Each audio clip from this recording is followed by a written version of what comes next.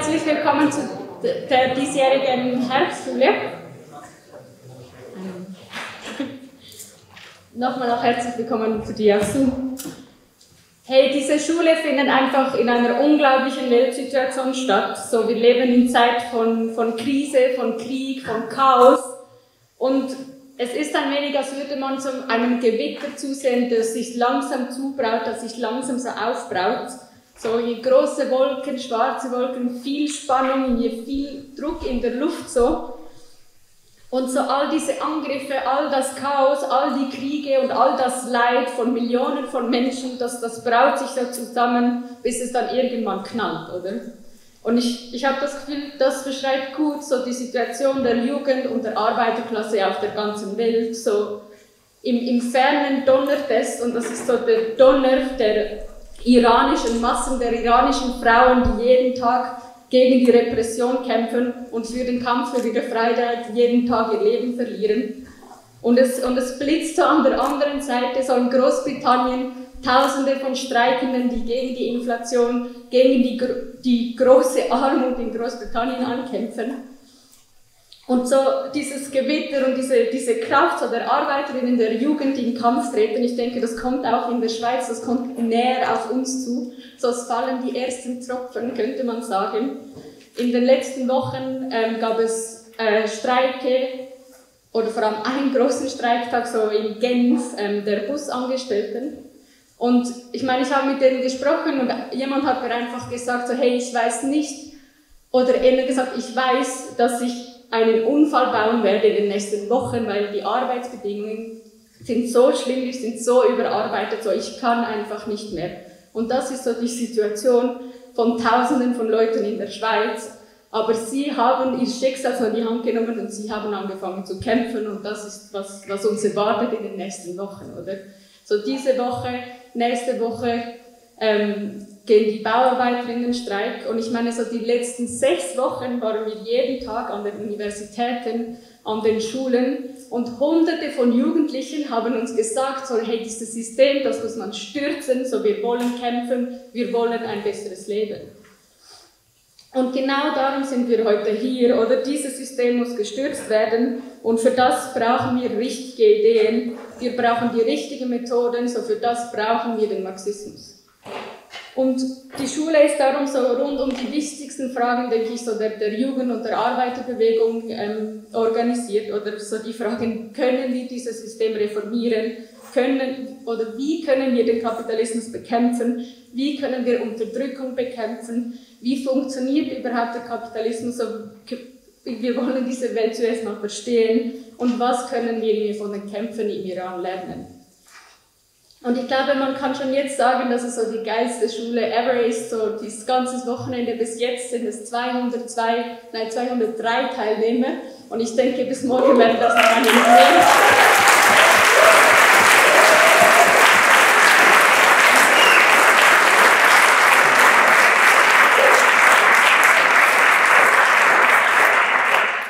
Aber ich meine, es ist einfach schon so der größte revolutionäre Event in der Deutschschweiz. In 3 Wochen machen wir das Gleiche noch in der Romandie mit internationalen Gästen, wo wir auch etwa 100 Revolutionäre sein werden. So, das ist einfach hammergeil.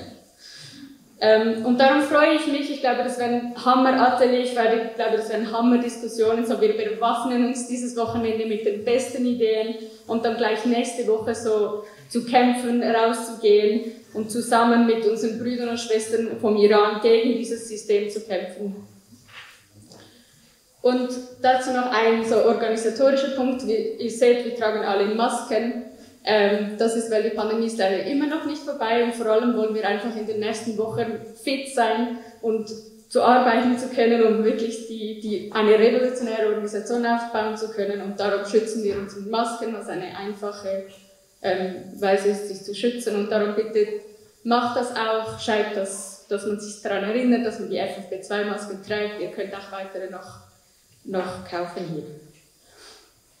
Und traditionell so an unseren Events fangen wir immer mit den Weltperspektiven an, und das ist, um so die Schule und das, was wir hier machen, wirklich halt auch im Kontext einzuordnen. So was passiert hier gerade auf der Welt, warum ist diese Schule wichtig?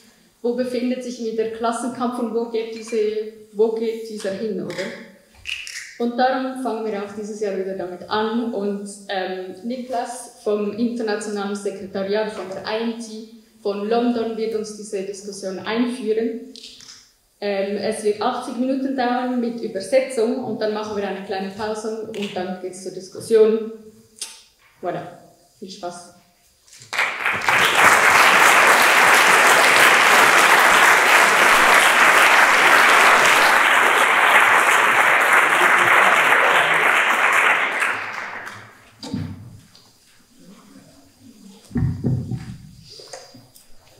Well,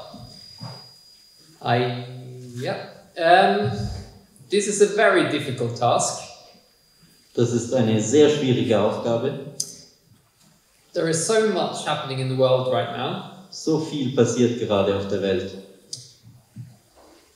And it's really impossible to cover it during one lead-off. Und es ist unmöglich, in einem Vortrag alles abzudecken. So what I'll try to focus on Ich werde mich fokussieren auf, is what lies at the heart of the turbulence that we're seeing all around the world today. was ist der Kern der Turbulenzen, die wir auf der ganzen Welt sehen. And in the 1980s, In den 80er Jahren they avoided a slump. haben sie eine Rezession verhindert, Which they managed to postpone for a number of decades.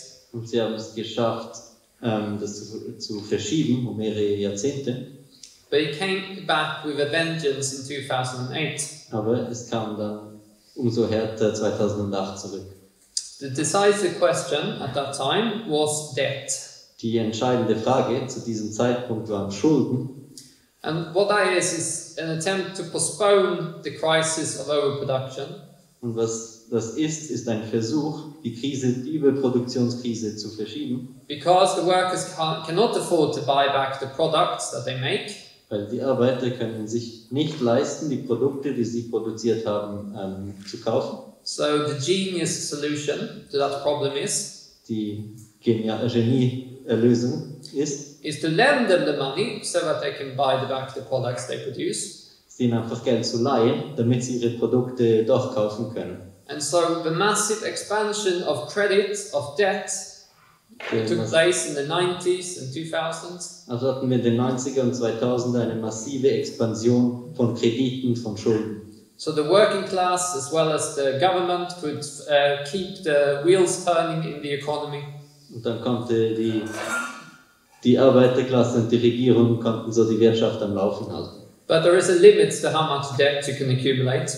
Aber es gibt einfach eine Grenze, wie viel Schulden man kumulieren kann. And this limit was reached in 2008. Und 2008 wurde diese Grenze erreicht. After the 2008 crisis, they managed to some extent to achieve a new equilibrium in the economy. Nach der 2008er Krise haben sie es geschafft, ein gewisses Gleichgewicht wiederherzustellen in der Wirtschaft. But it was only a temporary one.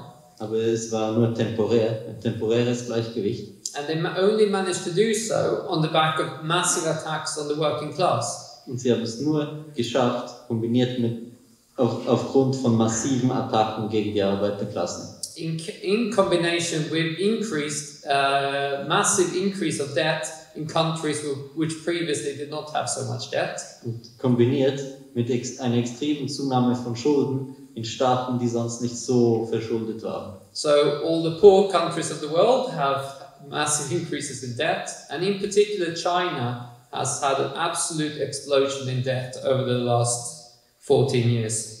Alle ärmeren Länder haben extrem viel mehr Schulden und vor allem auch China hat eine riesige Zunahme von Schulden in den letzten 15 Jahren. But all these attacks and austerity and so on had tremendous political consequences. Aber all diese Angriffe, Sparmaßnahmen etc. hatten massive politische Konsequenzen. We say that in order to stabilize the economic situation, they have to destabilize the political equilibrium. Um so die wirtschaftliche Situation zu stabilisieren, mussten sie die politische Situation destabilisieren. And so in the past 10 years, we've seen mass movements all over Europe. In den letzten 10 Jahren haben wir Massenbewegungen in ganz Europa gesehen. Outside of Europe, we've seen revolutions, particularly the Arab Spring. Außerhalb von Europa sahen wir Revolutionen, der arabische Frühling ganz besonders. And everywhere we see the destruction of the middle ground in politics, Und, the center ground. und überall wird das politische Zentrum zerstört. But even then, they did not solve the economic problems. Aber auch so haben sie die wirtschaftlichen Probleme nicht gelöst. The recession in 2019, recession began in Germany and Japan. 2019 begann die Rezession in Deutschland und Japan. And then in 2020 began the pandemic. 2020 begann dann die Pandemie. And the first month saw 2 months saw a complete collapse of the economy. Die ersten 2 Monate 2020 sahen den völligen Kollaps der Wirtschaft. And in order to try to buoy the economy up, they printed a huge amount of money. Und um die Wirtschaft zu stützen, haben sie riesige Mengen an Geld gedruckt. I think it was about $6 trillion they printed. Ich glaube, es waren 6 Billionen Dollar, die sie gedruckt haben. Which is approximately 1/10 of world GDP. Das ist ungefähr 1/10 des Weltbibs.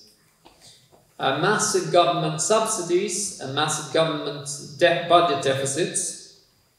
Massive staatliche Unterstützung und massive Staatsschulden. All funded by this printing of money by the central bank. Und finanziert wurde das einfach durch Gelddrucken der Zentralbank. They were absolutely desperate to avoid the crisis that was taking place. Sie haben wirklich verzweifelt versucht, die Krise zu verhindern.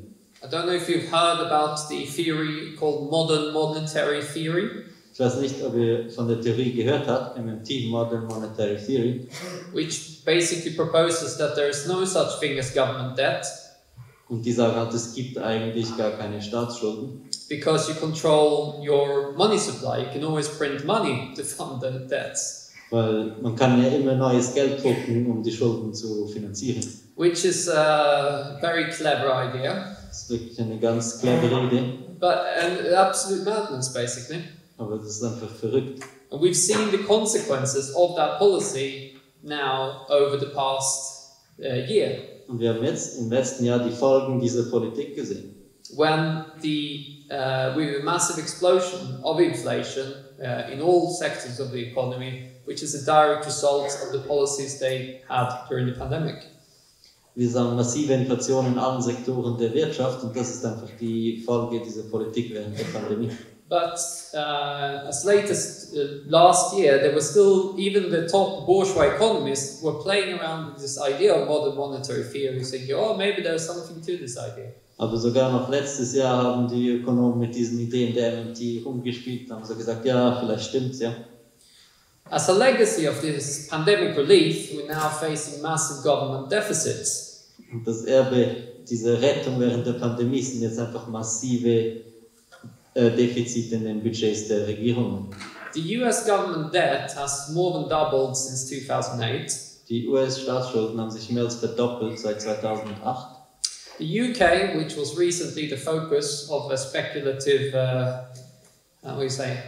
meltdown, Die Großbritannien, das ja gerade kürzlich so der Fokus war von so einer spekulativen Explosion.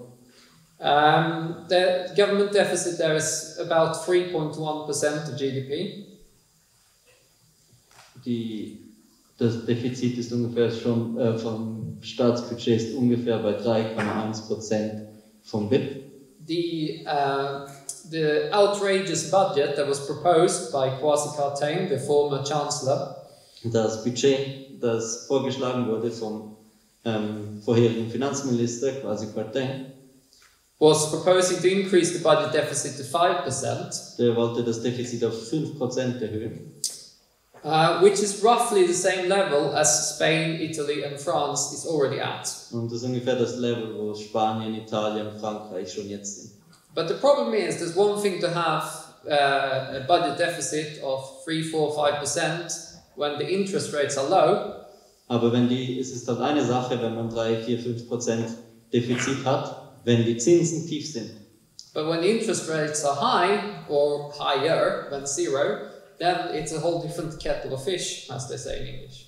Aber wenn die Leitzinsen über Null gehen, dann ist es halt so ein ganz anderes Spiel.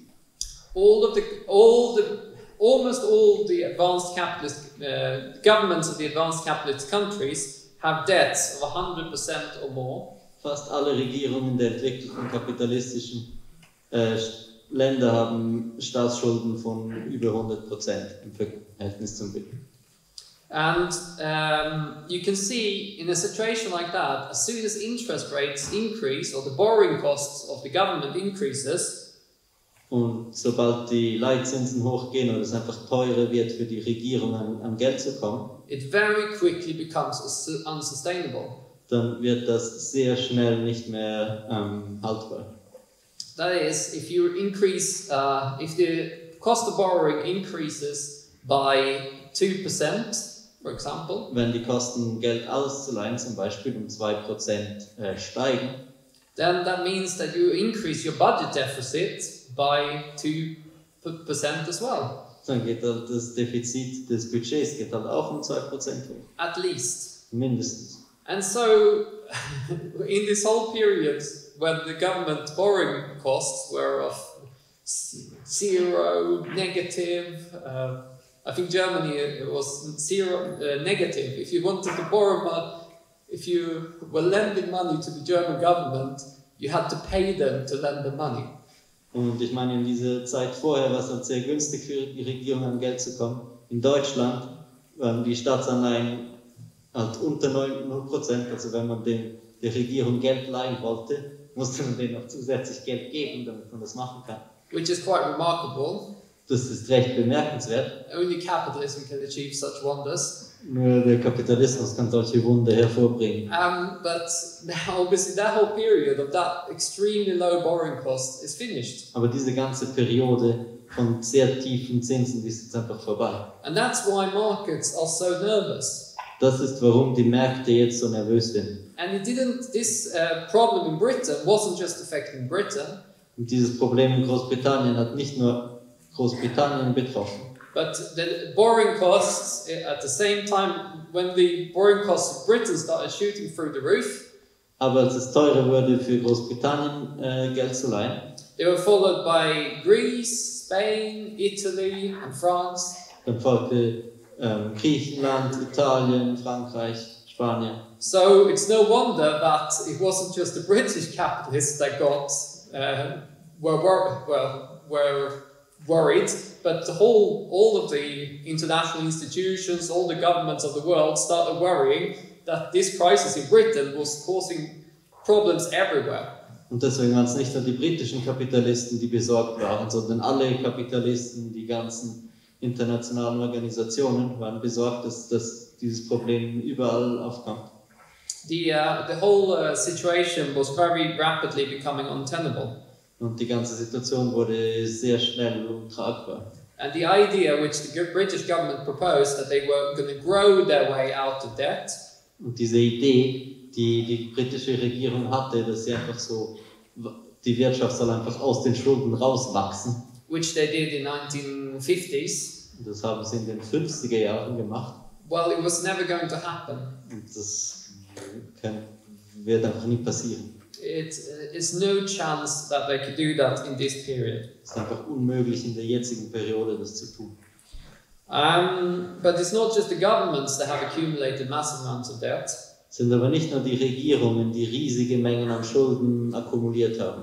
Apparently Switzerland is top of the league for household debt. Die Schweiz ist ganz oben in der Rangliste, was Haushaltsschulden angeht. Followed by Australia and Canada. Gefolgt von Australien und Kanada. So the Swiss households owe something like 128% of the Swiss economy in debts. Die Schweizer Privathaushalte schulden 128% der Schweizer Wirtschaft haben ja Schulden. So even if the government doesn't know so much money, on the other hand, the households do. Und ja, der Staat schuldet vielleicht nicht so viel Geld, aber die Privathaushalte tun es halt. But so the problem of debt is not confined to a single sphere, but it's all throughout the economy. Das Problem der Schulden ist nicht einfach nur in einer Sphäre, sondern in der ganzen Wirtschaft. Household debt in China tripled since 2008. Die Schulden von Privathaushalten in China hat sich einfach verdreifacht seit 2008. It was a very low level at 20% of GDP. Es war auf einem tiefen Niveau, 20% des BIPs. And it's increased to 60% of GDP, which is remarkable. Und es ist einfach gestiegen auf 60% des BIPs. They managed, when it comes to debt, China managed in 10 years to achieve what the advanced capitalist countries did in 30. Bei den Schulden ist es einfach so, China hat in 10 Jahren das geschafft, was die anderen entwickelten Staaten in 30 Jahren gemacht haben. But the main crisis that they face now relates to inflation. Aber die Hauptkrise, mit der sie jetzt konfrontiert sind, ist die Inflation. It's reached now 10% in Britain and the EU. Es ist jetzt bei 10% in Großbritannien und der EU. And it's 8.5% in the United States. 8,5% in den USA. Which is the highest it's been for 4 decades. Das ist das höchste seit 40 Jahren. Since the massive inflation in the late 70s. Seit der massiven Inflation in den späten 70er Jahren. What they refer to as core inflation, which is inflation but excluding food and energy. Was wir als Kerninflation nehmen, ist so die Inflation, aber ohne Essen und Energiekosten. Is a bit lower. Ist ein bisschen tiefer. But in the US and Britain, it's still 6.5%, which is historically high levels. Aber in Großbritannien und den USA ist es immer noch 6,5% und das ist historisch hoch. It's a bit less in the EU. Bisschen weniger in der EU. So this has forced the central banks to raise interest rates. Das hat jetzt die Zentralbanken gezwungen, die Leitzinsen zu erhöhen. They were trying to avoid it because they know what the consequences will be. Sie haben versucht, das zu verhindern, weil sie wissen, was die Konsequenzen sind. But they have to now raise interest rates to control inflation. Aber sie müssen jetzt die Leitzinsen erhöhen, um die Inflation zu kontrollieren. And the way to control inflation by raising interest rates is by provoking a recession. Und der Weg, in dem sie jetzt die Inflation bekämpfen, ist, indem sie die Leitzinsen erhöhen und so eine Rezession provozieren. The Federal Reserve is speaking openly about the US entering a recession next year, and that is their aim. Die US-amerikanische Zentralbank redet offen davon, dass die USA in eine Rezession kommen nächstes Jahr. And they are continuing to raise interest rates in order to achieve that aim. Und sie fahren jetzt fort in ihren Leitzinserhöhungen, um dieses Ziel zu erreichen. The British Central Bank says that they've almost finished raising interest rates. Die britische Zentralbank sagt, sie seien fast fertig mit den Leitzinserhöhungen. And it's now at 3%, the central bank interest rate. Die Leitzinsen in Großbritannien sind jetzt bei 3%. Because they think that Britain is already in a recession. Weil sie denken, Großbritannien ist schon in einer Rezession. And it's going to stay in recession for another 2 years. Und sie glauben, Großbritannien wird auch da bleiben für 2 Jahre. So, what does this mean? Und was heißt das? It means that the governments and the central banks are running out of options. Das bedeutet, dass die Regierungen und die Zentralbanken keine Optionen mehr haben. Over the last 40 years, they've used various methods to try to postpone the inevitable slump. In den letzten 40 Jahren haben sie alle Methoden verbraucht, um so den Abschwung zu verschieben. The state is one of these measures that they can use in order to try to stimulate the economy. Der Staat ist so eine Maßnahme, die sie brauchen können, um so die Wirtschaft anzukurbeln. They can use it for investments, give certain reforms to the workers. Sie können es für Investitionen brauchen, vielleicht gewisse Reformen an die Arbeiter geben. But because state debt is now so massive, there's no way they can use that anymore. Aber weil die Staatsschulden jetzt so dermaßen hoch sind, können sie das einfach nicht mehr brauchen. And central banks have lowered the interest rate to such a level that now they've boosted money supply, as they call it. You know, they've increased credit and money supply to such a level that they cannot do that anymore either, because inflation is taking off. Und ich meine, die Zentralbanken haben die Leitzinsen so stark erhöht, so viel Geld in die Wirtschaft gepumpt, dass sie das jetzt auch nicht mehr machen können wegen der Inflation. So what they call the monetary policy, i.e. the central banks, and the fiscal policy, i.e. the government budget, both of these tools for which avoiding recession or managing recession are used up. Diese zwei Werkzeuge, die sie haben, die Fiskalpolitik, also die Staatsausgaben, und die Monetärpolitik, also die Geldpolitik der Zentralbanken, beide Optionen, die sie hatten, haben sie aufgebraucht. And this is the case in the European Union, it's the case in the United States, it's the case in Japan, it's the case in China. Das ist der Fall in der Europäischen Union, das ist der Fall in Amerika, in Japan, in China. They have to now raise interest rates to contain inflation at the same time as they have to cut spending and raise taxes. Sie müssen jetzt gleichzeitig die Leitzinsen erhöhen, um die Inflation anzugehen, und gleichzeitig Sparmaßnahmen durchführen und Steuern erhöhen. They know that this will lead to recession. Sie wissen, das wird in einer Rezession enden. And the only question is how deep and how long it's going to last. Die einzige Frage ist, wie tief wird diese sein, wie lange wird sie dauern? And on the back of this enormous crisis that have been taking place over the last 14 years, und zusätzlich zu den enormen Krisen, die in den letzten 15 Jahren stattgefunden haben, comes the international conflicts as well. kommen jetzt auch noch internationale Konflikte. They are a direct consequence of the harshening economic conditions. Sie sind eine direkte Folge der sich verschlechternden ökonomischen Bedingungen. The imperialist superpowers are like robber barons that are trying to divide up the loot of the world between themselves, the profits of the world. Die großen imperialistischen Mächte sind wie so Räuberbosse, die versuchen, so die Beute unter sich aufzuteilen auf der ganzen Welt. And it's one thing to divide up a pile of loot that is increasing every year, so everyone gets a little bit wealthier every year. Ich meine, es ist eine Sache, wenn man einfach eine Beute aufteilt, die jedes Jahr größer wird und alle werden ein bisschen reicher jedes Jahr. But when the pile of loot is shrinking, it's a completely different matter. Aber so, wenn die Beute einfach immer kleiner wird, dann ist es eine ganz andere Frage. Then the robbers start stabbing each other in the back.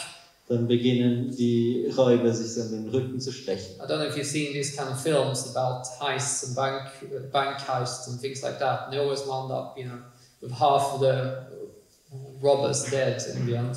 Ich weiß nicht, ob ihr diese Filme mit so Bankräubern und spektakulären Bankrauben gesehen habt, aber so die Hälfte der Räuber, die sind dann immer tot am Schluss. But protectionism, although this competition is not just about dividing up the profits. Aber so Protektionismus oder dieser Wettbewerb, es geht nicht nur um die Aufteilung der Profite. It's also an attempt to create social stability. Es ist auch ein Versuch, soziale Stabilität herzustellen. Or to try to export your political and social problems onto other countries. Oder der Versuch, die politischen oder sozialen Probleme in andere Länder zu exportieren. Or exporting unemployment. Oder zum Beispiel Arbeitslosigkeit exportieren. So if factories are to close, also wenn Fabriken schließen müssen, then it's better they close in China rather than the United States. Dann ist es besser, wenn die in China geschlossen werden als in den USA. In Europe rather than the United States. Eher lieber in Europa als in den USA. And so on. Und so weiter.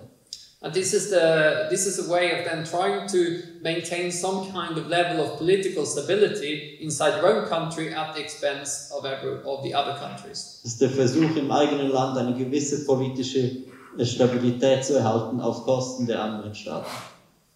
And this is the background to the struggle that's opened up between the various imperialist powers. Das ist der Hintergrund vom Kampf, der ausgebrochen ist zwischen verschiedenen imperialistischen Mächten. The most obvious struggle is between the United States and China. Der offensichtlichste Kampf ist zwischen den Vereinigten Staaten und China. And obviously Trump provoked big headlines with his attempt to change the trade balance between China and the United States. Trump hat natürlich große Titel in den Zeitungen verursacht mit seinem Versuch, das Handelsgleichgewicht zu verändern zugunsten der USA im Verhältnis zu China. But really, Biden has kept all of Trump's measures and added a few of his own. Aber Biden hat eigentlich die ganzen Maßnahmen von Trump erhalten und noch ein paar hinzugefügt. In fact, there is what they call bipartisan agreement between the Democrats and the Republicans Da sind sich eigentlich die Demokraten und Republikaner völlig einig. About the need to hold back China's economic development. Sie sind sich einig darüber, dass Chinas wirtschaftliche Entwicklung zurückgehalten werden muss. And this is the ruling class in the United States, which is not keen on getting competition from China. Und die herrschende Klasse der USA, die will nicht noch Wettbewerb von China kriegen. Particularly when it comes to more advanced production. Ganz besonders, wenn es um so komplexere Produktion geht. When it comes to semiconductors, aerospace, and these kind of more advanced types of production. Halbleiter, die Raumfahrt, so wirklich diese mehr entwickeltere Produktion. So on the eve of the Congress of the Chinese Communist Party, Biden over the United States banned exports of key components to China. Kurz vor dem Kongress der Kommunistischen Partei in China hat Biden Exporte von gewissen Komponenten nach China verboten. What they talk about in the US is reshoring, they call it. Sie benutzen dieses Wort Reshoring, also das wieder so zurück an die eigene Küste nehmen. And Florian jumps ahead. Yeah, basically that you try to bring factories back into your own country, and so the production takes place in the United States rather than China or somewhere else. Dass man eben die Produktion zurück ins eigene Land nimmt, die Fabriken wieder im eigenen Land sind, dass die Produktion da passiert und nicht mehr im Ausland. And the CEO of Intel, he expressed the desire. Der CEO von Intel hatte die Absicht They wanted to bring, he said, we seek to rebuild the entire supply chain on US soil. Wir wollen die ganze Produktionskette auf US-Grund wieder aufbauen. Which is, I think, well, I don't know how much of Intel's supply chain which is on US soil, but it's not a lot of it. It's very little. Ich weiß nicht, wie viel von der Produktionskette von Intel auch momentan in den USA ist, aber es ist sehr wenig. And it's complete madness because the Chinese supply chain for microchips is in the South China Sea. It's not in the United States. Und es ist halt völlig verrückt, weil die Produktionskette ist halt im südchinesischen Meer, nicht in den USA. The components come from Taiwan, from Japan, from South Korea, and maybe some from China as well. Die Komponenten kommen aus Taiwan, Südkorea, Japan, ein paar aus China. So to shift, and the raw materials as well from that part of the world. Und die Rohstoffe kommen eigentlich auch daher. And to move that to the United States would be extremely costly. Und das in die USA zu verschieben, das ist extrem teuer. The world's biggest chip maker is a company called TSMC. Die größte Firma, die so Prozessoren macht, die heißt TM. It's not processors, it's semiconductors. Es sind nicht Prozessoren, sondern Halbleiter. They are trying to move, the US government are trying to get them to build a factory in the United States. Und die US-Regierung versucht jetzt zu überzeugen, eine Fabrik in den USA zu bauen. And they refused. Und sie haben das abgelehnt. Because all the supply chains are somewhere else. It makes no economic sense whatsoever to build it in the US. Es macht ökonomisch keinen Sinn für sie, das in den USA zu bauen, weil die ganzen Produktionsketten an anderswo sind. But the second best is what they call friendshoring. Aber das zweitbeste, sie nennen es Friendshoring, also an die Küste von Freunden. Yeah, that is to bring the factories into your allies, away from China, into Japan, Vietnam and Europe and so on. Also man versucht die Fabriken zumindest mal auf das Gebiet von Alliierten zu bringen, also in so Japan, Vietnam oder so. Taiwan is a problem, but I will get to that later. Taiwan ist so ein Problem, ich komme nachher zu dem. There's also a struggle between the European Union and the United States. Es gibt auch einen Konflikt zwischen der EU und den USA. Biden has just launched his Inflation Reduction Act.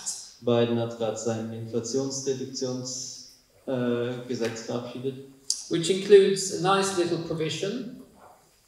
Das beinhaltet folgenden Punkt noch. That in order to get some of the subsidies, you have to buy products that have been manufactured in the United States. Folgende Bedingung: Wenn man diese Unterstützung kriegen will, dann muss man Produkte kaufen, die in den USA produziert wurden. So, for example, if you want to get a discount on your electrical vehicle, Wenn man jetzt zum Beispiel einen Rabatt für sein elektrisches Fahrzeug will, you must buy an electrical vehicle that was manufactured in the United States, Mexico or Canada, dann muss man ein Fahrzeug kaufen, das in den USA, Mexiko oder Kanada produziert wurde and not in Europe, Japan or South Korea. und nicht in Europa, Japan oder Südkorea. And the car industry, European Union estimates that they will lose 5 billion euros worth of orders because of this provision. Und die EU schätzt, dass sie so Bestellungen im Wert von 5 Milliarden Dollar verlieren wegen diesem Gesetz. As this dates back, this kind of provision in the US government spending goes back to an act called the Buy American Act, which was passed in 1933. Und die gesetzliche Grundlage von dem geht zurück auf dieses Buy American Act von 1933. And it's known as the biggest protectionist measure that was implemented by the US government in the early 1930s. So ist bekannt, dass die größte protektionistische Maßnahme, die die US-Regierung umgesetzt hat in den 30er Jahren. And it's therefore quite an ominous sign of where things are going, but they are returning to these provisions of the Buy American Act. Und ich glaube, es ist ein recht klares Zeichen, in welche Richtung es sich entwickelt, dass sie zurückkommen auf diese Regelungen aus den 30er Jahren. Macron, who is always one for big speeches, Macron ist immer für eine große Rede zu haben. he held a speech saying that, well, the Americans have their Buy American Act, the Chinese have their subsidies, we need a Buy European Act. Und Macron hat dann gesagt, ja, die Chinesen haben ihre Subventionen, die Amerikaner haben jetzt ihren Buy American Act und wir brauchen jetzt auch so etwas. I think the Swiss might be caught in the crossfire there. Ich glaube, die Schweiz wird da auch betroffen sein davon.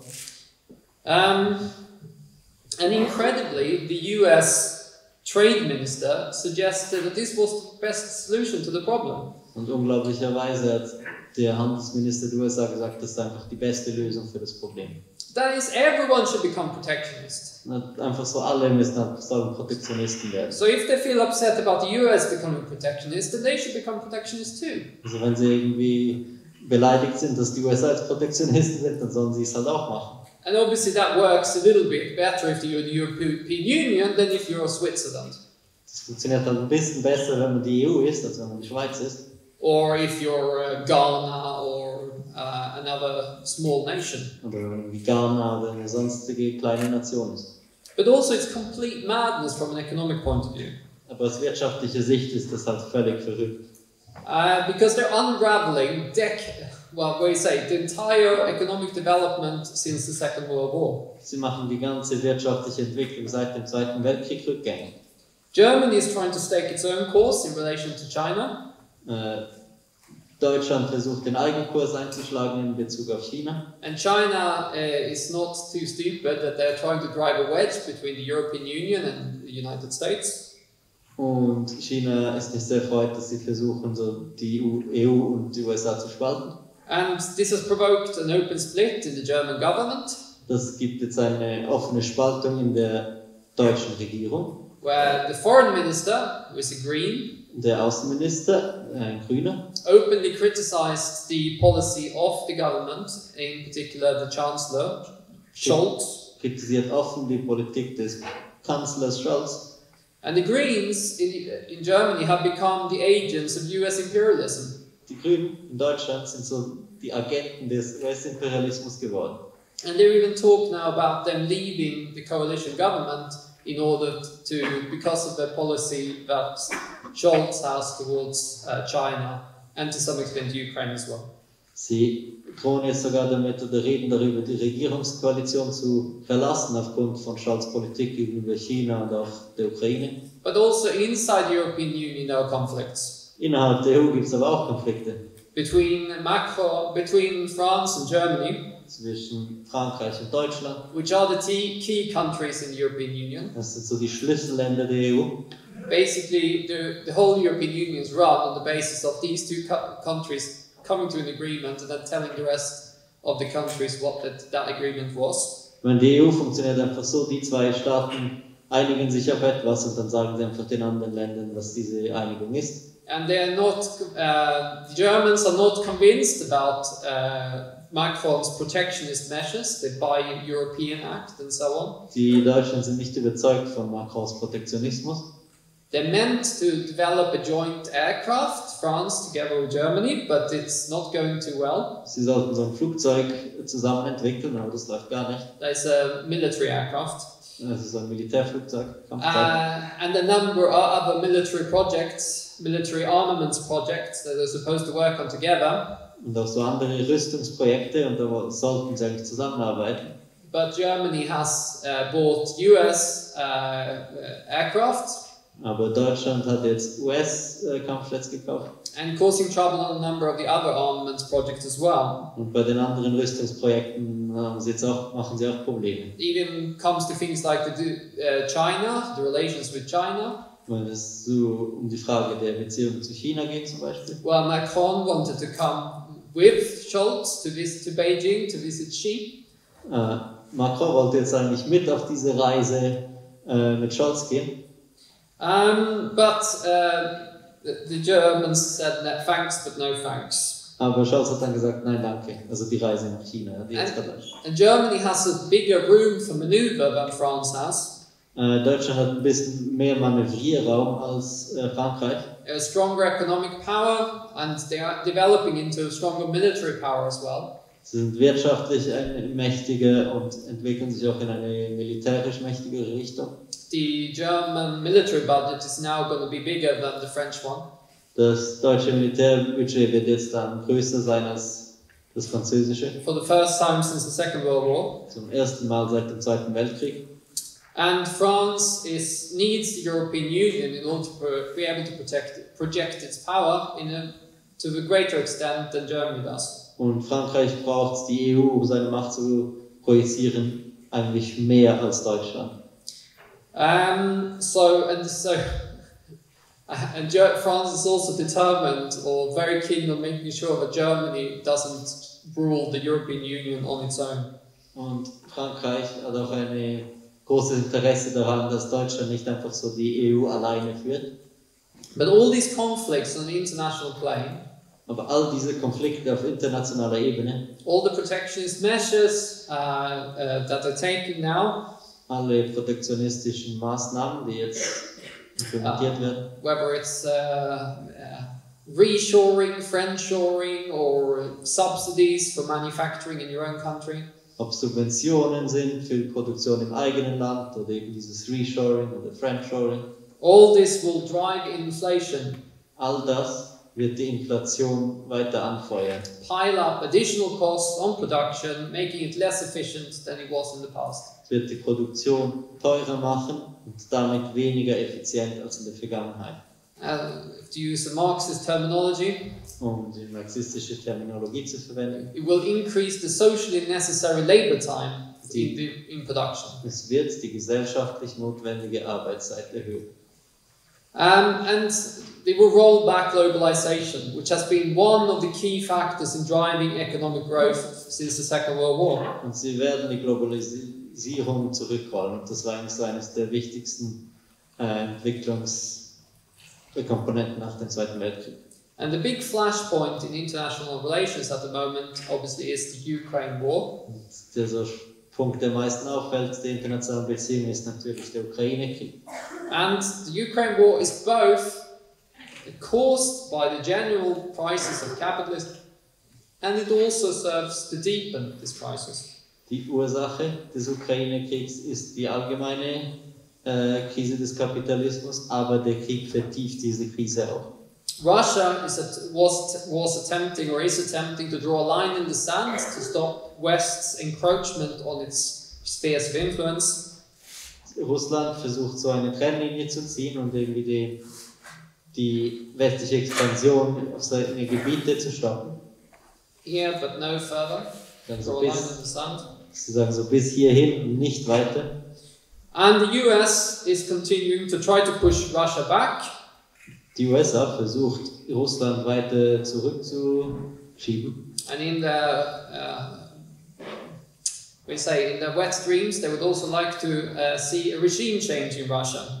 Und in ihren feuchten Träumen würden sie auch gerne einen Regimewechsel in Russland sehen. And install their own agents in the Kremlin. Und so ihre eigenen Agenten im Kreml installieren. Like we saw after the collapse of the Soviet Union with the presidency of Yeltsin. So wie man es nach dem Kollaps der Sowjetunion mit der Jelzin-Präsidentschaft gesehen hat. Which was a complete disaster for both the workers of Russia and the capitalists of Russia. Das war eine absolute Katastrophe für die Arbeiter Russland, aber auch für die Kapitalisten. But the oligarchs of Russia are not very keen on this prospect. Und deswegen die Oligarchen in Russland wollen das nicht unbedingt. So Überhaupt nicht. the US has a lot more they have a more aggressive stance than they used to have in the past on all these questions. Die USA haben eine viel aggressivere Einstellung bei solchen Fragen als früher. And you can also see that in the question of Taiwan, Man sieht das auch bei der Taiwan-Frage, where the trip of Nancy Pelosi really was, I would say it's irresponsible. und man muss sagen, diese Reise von Pelosi, das war einfach unverantwortlich, Even from the bourgeois point of view, sogar aus bürgerlicher Sicht. extremely provocative. Es war extrem provokant. But they're also being aggressive on something like the Iran, Aber sie sind auch sehr aggressiv, wie bei der Iran-Frage zum Beispiel. which I will mention in a bit. Ich komme gleich dazu. The intervention of the US and the EU in the war has prevented an outright Russian victory. Die Intervention der USA im Ukraine-Krieg hat so einen russischen Sieg verhindert, einen sofortigen russischen Sieg verhindert. But neither has it been able to ensure a Ukrainian victory. Aber einen ukrainischen Sieg konnte diese Hilfe halt auch nicht sichern.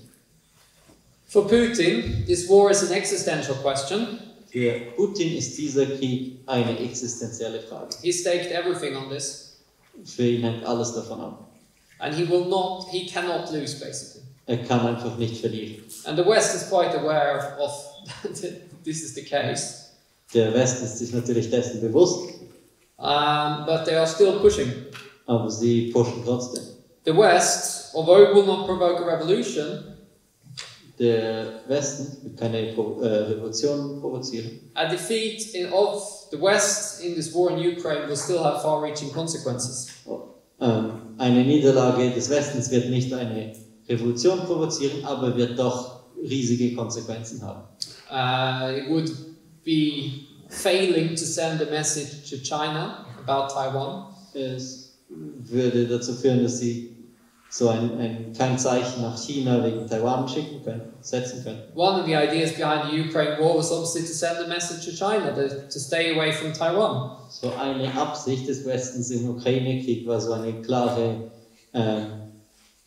Mitteilung an China zu senden, also sagen, bleibt weg von Taiwan. But if the price that Russia has to pay for its invasion of Ukraine is not high enough, then that might encourage the Chinese. That's the thinking in Washington. Also in Washington denkt sie halt, ja, wenn die Kosten für Russland nicht zu groß sind in der Ukraine, dann wird das die Chinesen ermutigen, Taiwan einzumarschieren.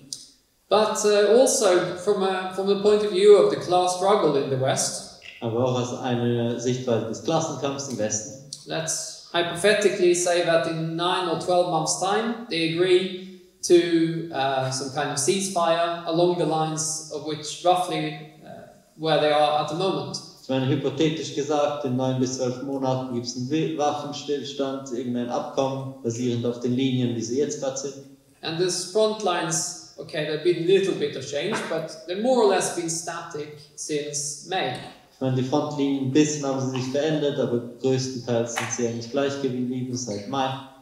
Then one might ask, what was the point of continuing the fighting after May when there were some efforts at diplomacy? Dann fragt man sich halt, ja, aber was war dann der Punkt, wieso hat man nach Mai so weitergekämpft? Or in April when Boris Johnson went to Kiev in order to stop to stop Zelensky approaching the Russians. Oder als im April Johnson nach Kiew geflogen ist und Zelensky davon abzuhalten, mit den Russen zu verhandeln. What was the point of all of those lost lives? Und das war der Punkt von all den verlorenen Leben. All the destroyed infrastructure, housing and so on. Die ganze zerstörte Infrastruktur, die Häuser. What about the energy bills? The debt has been accumulated. Was mit den Energierechnungen, mit den Schulden, die gewachsen sind. The workers of the United States and Europe have been told to freeze and go hungry because of the need to defend Ukraine.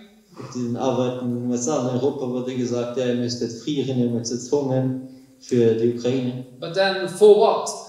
If nothing changes, if Ukraine isn't successful, then what would have been the point of all this misery? Aber dann wofür? Oder wenn die Ukraine nicht erfolgreich ist, dann was war der Punkt von diesem ganzen Leid? The industries that have closed, been forced to shut down because of the high energy cost, what would have been the point of that? Die Industrien, die einfach zumachen mussten wegen den hohen Energiepreisen, das war der Punkt. And it's only so far they can go in blaming Putin for all of this. Ich meine, sie können nur so weit gehen und einfach Putin die Schuld geben. So the failure of Europeans to secure a victory will have important political consequences. Wenn es die Europäer nicht schaffen, einen Sieg zu sichern in der Ukraine, das wird große Konsequenzen haben. The war is also wreaking havoc on international relations. Der Krieg führt auch zu Chaos in den internationalen Beziehungen. The US has been twisting the arm of the Europeans, particularly Germany, in order to get behind the war fully. Die USA hat extrem Druck aufgebaut, vor allem auf Deutschland, um so den Krieg voll zu unterstützen. And although they're all in it together right now, Und auch wenn sie jetzt gerade alle zusammenhalten, you can see that Germany is not happy with the situation, as with their the trip to Beijing just showed. und Deutschland ist dann nicht zufrieden mit der Situation und die Reise nach Beijing zeigt das einfach. And it really has polarized the situation in Germany. Es hat die Situation extrem polarisiert in Deutschland. Russia is now claiming that the UK bombed the Nord Stream pipeline. Russland behauptet jetzt, dass Großbritannien die Nord Stream Pipeline da gebombt hat. And it's not impossible. Es ist nicht unmöglich. If they did, that would have been quite remarkable. Wenn sie das gemacht haben, dann ist es sehr bemerkenswert. Because the only reason they would do that was in order to stop Germany making a deal with Russia. Weil der einzige Grund, wieso sie das machen würden, ist, um Deutschland davon abzuhalten, ein Abkommen mit Russland zu finden. I.e., it is basically telling the Germans, you're not allowed to make up your own mind about the Russian gas, we'll do it for you. So mehr oder weniger den Deutschen sagen, ihr dürft nicht selber darüber entscheiden, was mit dem russischen Gas passiert, wir treffen diese Entscheidung für euch. And it's seriously doubtful whether the UK would have engaged in an enterprise like that without getting the approval of Washington. Und ich meine, es ist sehr zweifelhaft, dass Großbritannien so etwas machen würde, ohne die Zustimmung der USA. What's quite clear is that the Swedes in particular do not want to share their intelligence about what happened with the Germans. Und was ganz klar ist, die Schweden wollen nicht Deutschland mitteilen, was da passiert ist. Ihre Untersuchung wollen sie nicht teilen. Now, I don't think the Swedes were behind the bombings, so that means that they are trying to cover up for someone else. Ich glaube nicht, dass die Schweden hinter diesem Angriff waren. Ich glaube, sie wollen einfach jemand anderes schützen. And the Danes are also involved, because it was on their territorial waters as well, do not want to share with the Germans either. Und die Dänen, die waren auch involviert, das war in ihrem Gewässer, und die wollen die Resultate auch nicht teilen mit Deutschland.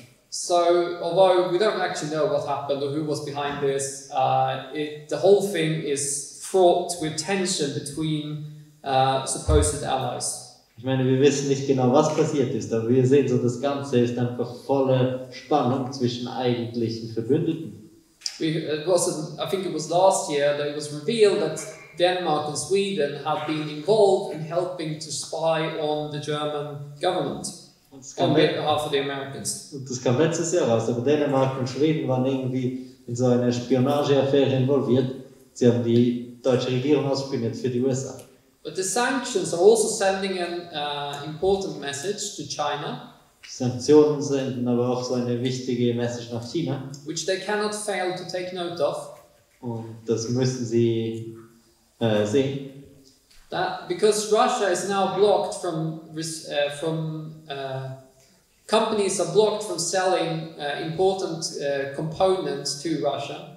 Und viele Unternehmen dürfen jetzt nicht mehr wichtige Komponenten nach Russland verkaufen. And what would this mean for China? Was heißt das für China? What if the US and Europe decide that China is not to receive these components? Was heißt das, wenn die USA und die EU einfach entscheiden, dass China diese Komponenten auch nicht kaufen darf? If China decides to invade one of their neighboring countries or Taiwan or something like that, Wenn China sich entscheidet, in ein Nachbarland oder nach Taiwan einzumarschieren. or just for some reason or another, doesn't have to be military reason, might just be a trade dispute which leads to a ban like that. Aber ich meine, es muss nicht mal militärische Gründe haben, es kann auch so ein Handelskonflikt sein, der dazu führt. In fact, the measures that the US have just taken in regards to technology transfers to China and selling certain components to China, Ich meine, die Maßnahmen, die die USA gerade ergriffen haben, was irgendwie gewisse Verkäufe von Komponenten nach China angeht, they might already have caused problems for the export of semiconductors from Taiwan to China. sie haben vielleicht schon Probleme verursacht beim Export von Halbleitern von Taiwan nach China. I.e., it's not totally clear, but it might be the case that TSMC will struggle to export semiconductors to China, where obviously they can then be put into laptops, iPhones and whatnot. Das ist nicht ganz klar, aber es könnte sein, dass dieser größte Halbleiterproduzent Probleme hat, die Halbleiter nach China zu exportieren, wo sie eben in Laptops und Smartphones verbaut werden würden. And obviously, what does that mean for the whole conflict of Taiwan and Taiwanese independence and so on? Was heißt das für den ganzen Konflikt, bei Taiwan und taiwanesischer Unabhängigkeit? Well, it puts the question of who controls Taiwan much on in the middle on the top of the agenda. So die Frage, wer kontrolliert Taiwan, wird ins Zentrum gestellt. So the US is provoking a conflict with China over Taiwan. Die USA provoziert einen Konflikt mit China, was Taiwan angeht. And the Europeans are involved as well. Die EU sind auch involviert. So all of this is aggravating all the economic problems that we're already facing. Das alles verschlimmert noch alle ökonomischen Probleme, mit denen wir schon konfrontiert sind. Diesel is one of the most important fuels in the world economy. Ich meine, Diesel ist so eines der wichtigsten Treibstoffe in der Weltwirtschaft. And because they're now trying to block Russian diesel exports, they're in a complete mess over the supply of diesel. Jetzt versuchen sie, russische Dieselexporte zu blockieren. Jetzt haben sie ein völliges Chaos, was Diesel angeht. Partly because of lack of investment in refinery, but also because of this, they're trying to stop importing diesel from Russia. Einerseits auch, weil es zu wenig Investitionen in Raffinerien gab, aber auch wegen diesem Versuch, Diesel aus Russland zu blockieren. And the high gas prices are causing all kinds of problems for industry. Die hohen Gaspreise führen zu allerlei Problemen in der Industrie. For example, it's used in diesel production, it's used in fertilizer production, and so on. Es ist zum Beispiel, wird das Gas gebraucht bei der Dieselproduktion, bei der Kunstdüngerproduktion. It's causing problems for food, famously for energy, but also for food production, because Russia and Ukraine are the biggest exporters of grain Es gibt in the auch world. Probleme bei der Lebensmittelproduktion, weil die Ukraine und Russland die größten Getreideexportländer der Welt sind. And even if they did manage to find some kind of deal, it doesn't necessarily mean that they'll lift the sanctions. Und auch wenn sie einen Deal finden, heißt das nicht, dass die Sanktionen automatisch beendet werden. And speaking of things that are aggravating the economic situation, Und zu Sachen, die die ökonomische Situation noch verschlimmern, there is climate change, dann gibt es auch noch den Klimawandel, which is causing increased adaptation costs to adapt to climate change. Es verursacht immer höhere Kosten, so Anpassungskosten. It requires new investments in green technology. Es erfordert neue Investitionen in so grüne Technologie. The natural disasters are causing destruction, which needs to be rebuilt. Es gibt Naturkatastrophen, da müssen Sachen wieder aufgebaut werden. You're having failed harvests in a number of countries because of changes in weather patterns. Man hat Missernten in vielen Ländern, weil sich das Wetter verändert. It's all very costly and also serves to drive inflation. Alles sehr teuer und auch das treibt die Inflation an. China itself is facing a severe crisis. China selbst hat eine sehr tiefe Krise. They're at the end of a spurt of high growth, Sie sind so am Ende einer Phase von hohem Wachstum, which has lasted from 1993 until last year. das hat so von 1993 bis letztes Jahr angedauert.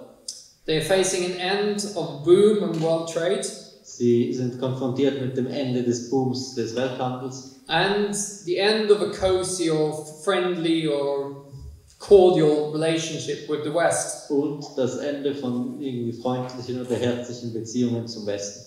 And they called it, in China, they call it the peaceful development. In China nennen sie es die friedliche Entwicklung. But that has now come to an end, and this was recognized publicly at the Congress of the Chinese Communist Party. Aber das ist jetzt vorbei und das wurde auch öffentlich gesagt am Kongress der Kommunistischen Partei Chinas. And it means that it will be more difficult for them from now on to continue to grow. Und von jetzt an wird es schwieriger sein für sie zu wachsen. Local government in China is going bankrupt, Lokale Verwaltung, Regierungen in China gehen pleite. which is related to the massive bubble and crisis in the real estate sector. Das hängt zusammen mit der massiven Blase im Immobiliensektor And the concentration of power in the hands of Xi und die Konzentration der Macht in den Händen von Xi is an attempt to try to create some kind of stability, ist ein Versuch, eine gewisse Stabilität herzustellen. because they can feel the ground shaking under their feet. Weil sie merken, wie die Erde anfängt zu beben. And the same goes for the turning of the screws on Hong Kong Und das Gleiche gilt für so die Verschärfung der Kontrolle über Hongkong and the attempt to suppress any kind of freedom of expression, even to the extent that, little extent that existed in the country. und sie versuchen wirklich jegliche Meinungsfreiheit, die noch so limitiert existierte, zu unterdrücken.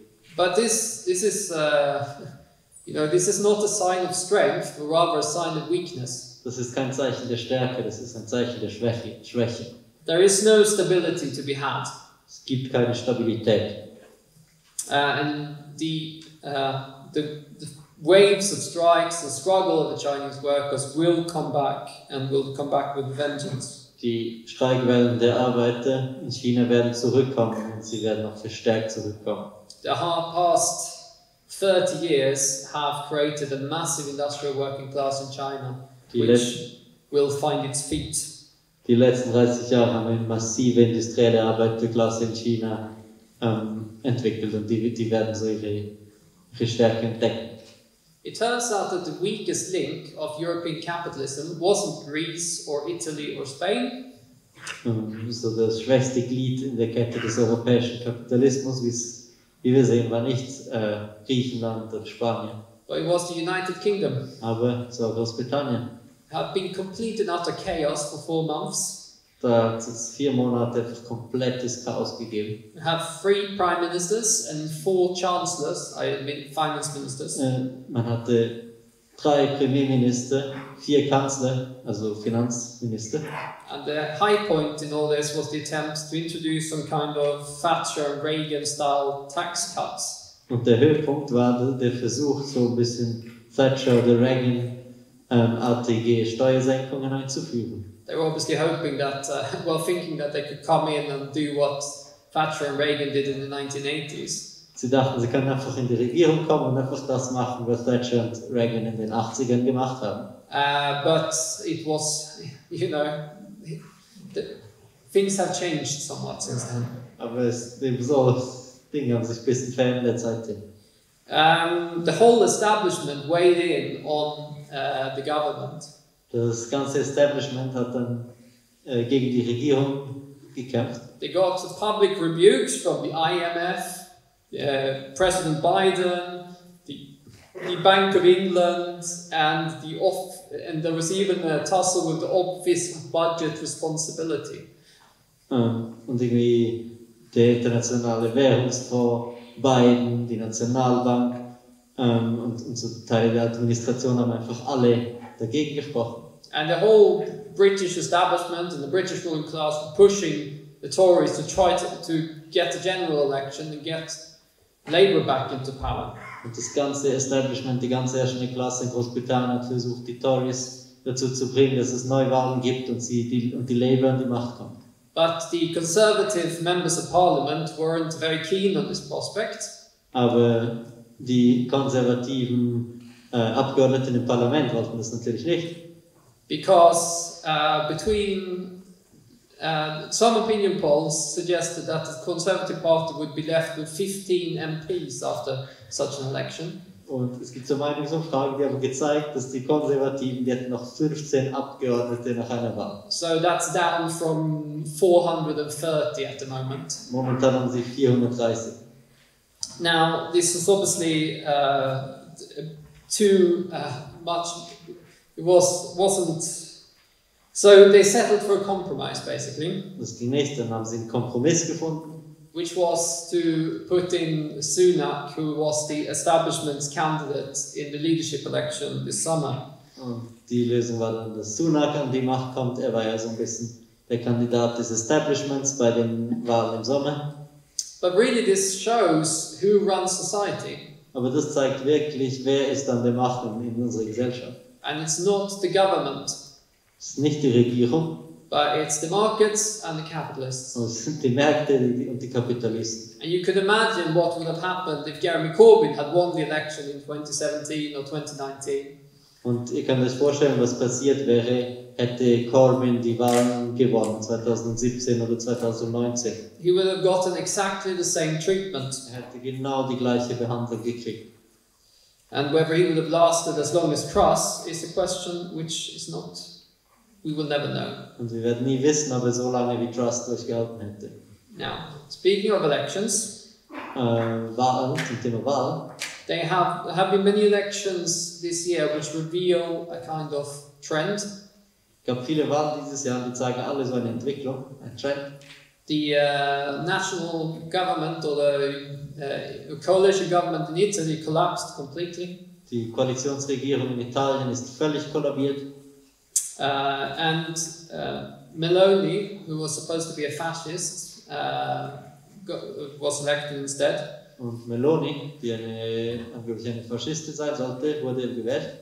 With very high rates of abstention. Aber viele Leute haben gar nicht gewählt. But Italy has a massive public debt. Aber Italien hat riesige Staatsschulden.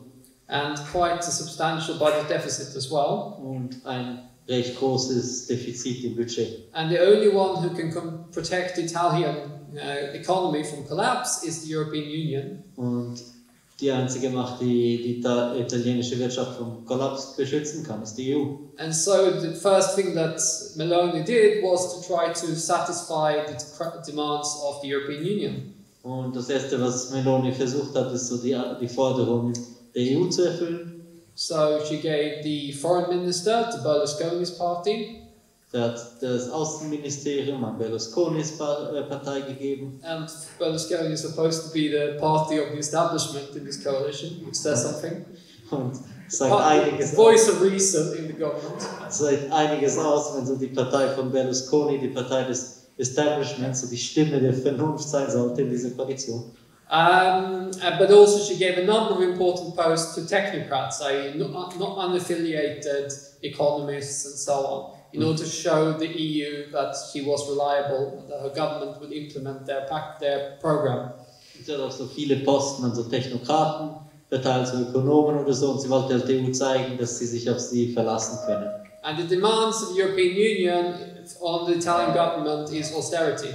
Und die Forderung der EU an die italienische Regierung ist Sparmaßnahmen, Austerität. To bring the deficit back into line with the requirements of the Maastricht Treaty.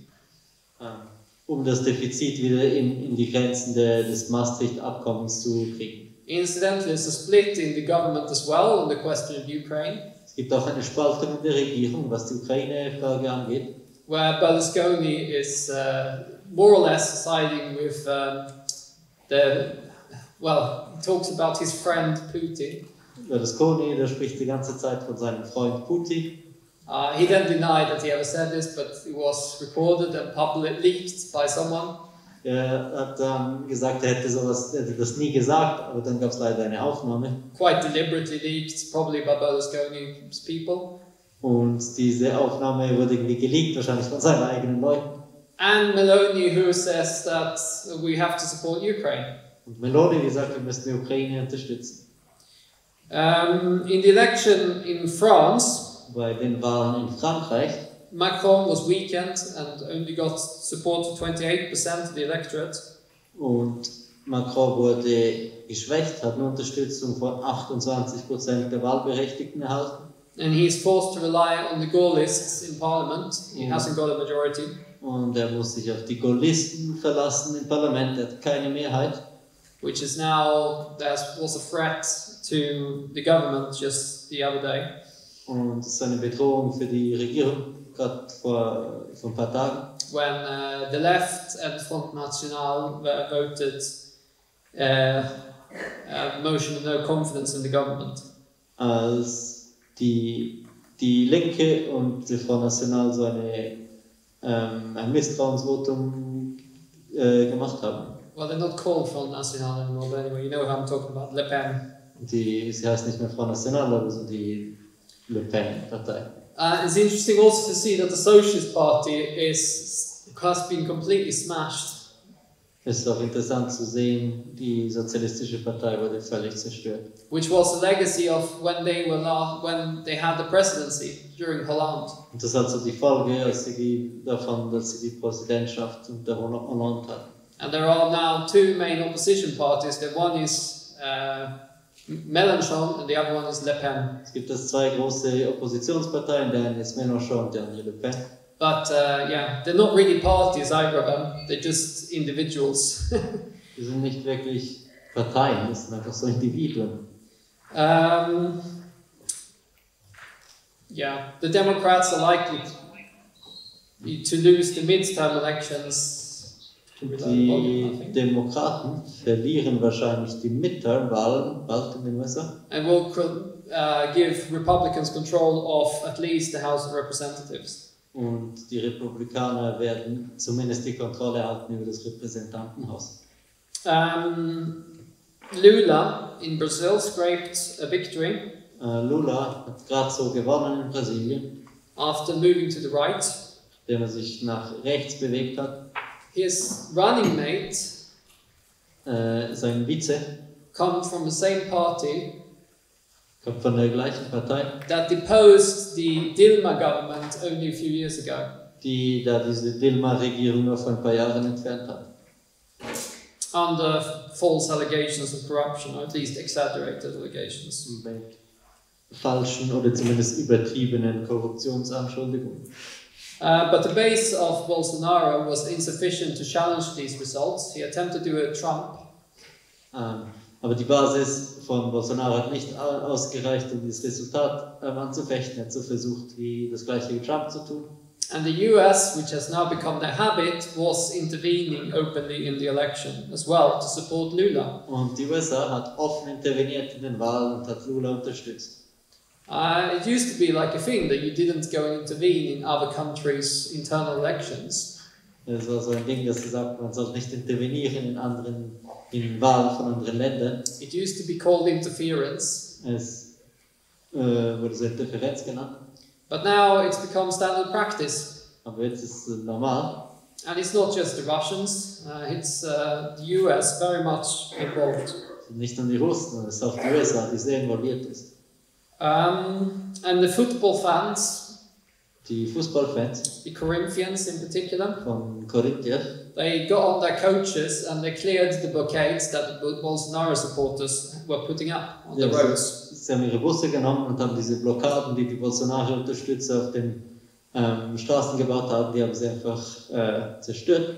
There was an important football game between the Corinthians and the team in Rio de Janeiro, which I've forgotten their name, and they wanted to get to the game, so the blockade had to go. Es gab ein richtiges Fußballspiel von Corinthians und deswegen wollten sie zum Spiel und die Blockade war halt im Weg, dann haben sie die halt geklärt. But they also took a picture of himself with a big banner saying "For Democracy" and a fist. Also sie haben auch ein großes Bild genommen mit so einem Banner, stand das für die Demokratie und seine Faust. Also there's a video of another blockade which was cleared by workers who were coming home from work. Und es gibt auch sonst ein Video von so einer Blockade, And die von Arbeitern aufgelöst wurde. and weren't too happy about getting stuck in one of these blockades, so they went and cleared away the fascists quite easily. Und sie waren nicht sehr zufrieden, dass sie da blockiert werden, und haben sie einfach die Faschisten recht leicht I entfernt. don't know if they were fascists, but Ich weiß nicht, ob the Bolsonaro supporters anyway. Ich weiß nicht, ob diese Faschisten waren, aber die Bolsonaro unterstützen zumindest. But what we can see in all countries is that the class struggle is intensifying. Und was wir in allen Ländern sehen können, ist, der Klassenkampf spitzt sich zu. The strike movement is growing in many countries, Die Streikbewegung wächst in vielen Ländern, driven by inflation. angetrieben von der Inflation. I think it's being held back a little bit in the US Ich glaube, es wird ein bisschen zurückgehalten in den USA, because they are actually giving pay increases of 11 and 12%. weil sie Lohnerhöhungen von so 11 oder 12% geben.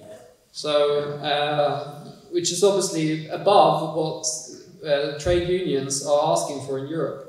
Das ist eigentlich drüber, was die Gewerkschaften in Europa fordern. In Britain has the biggest strike wave since the 1970s, In Großbritannien gibt es die größte Streikwelle seit den 70er Jahren. although just now, yesterday, they all suddenly suspended all the strikes. Wobei jetzt gerade gestern haben alle ihre Streiks abgesagt. I'm not quite sure what lies behind that, Ich weiß nicht, was genau dahinter steckt. but the trade unions said that the employers are now negotiating more seriously, have more serious attitude to negotiations. Aber die Gewerkschaften sagen, die Bosse verhandeln jetzt auf eine seriösere Art. So someone has basically gone and told the employers that they had to end these strikes. Irgendjemand hat den Arbeitgebern einfach gesagt, hey, ihr müsst diese Streiks beenden. Give them a decent offer so that we can put an end to this strike wave. Gib ihnen einfach ein gutes Angebot, dass wir diese Streikwelle beenden können. And so that is the railway workers, it's the postal workers and the telecommunication workers have all postponed their strikes next week. Also die Eisenbahnarbeiter, die Postarbeiter und so Telekommunikationsarbeiter, die haben jetzt alle ihre Streiks abgesagt diese Woche.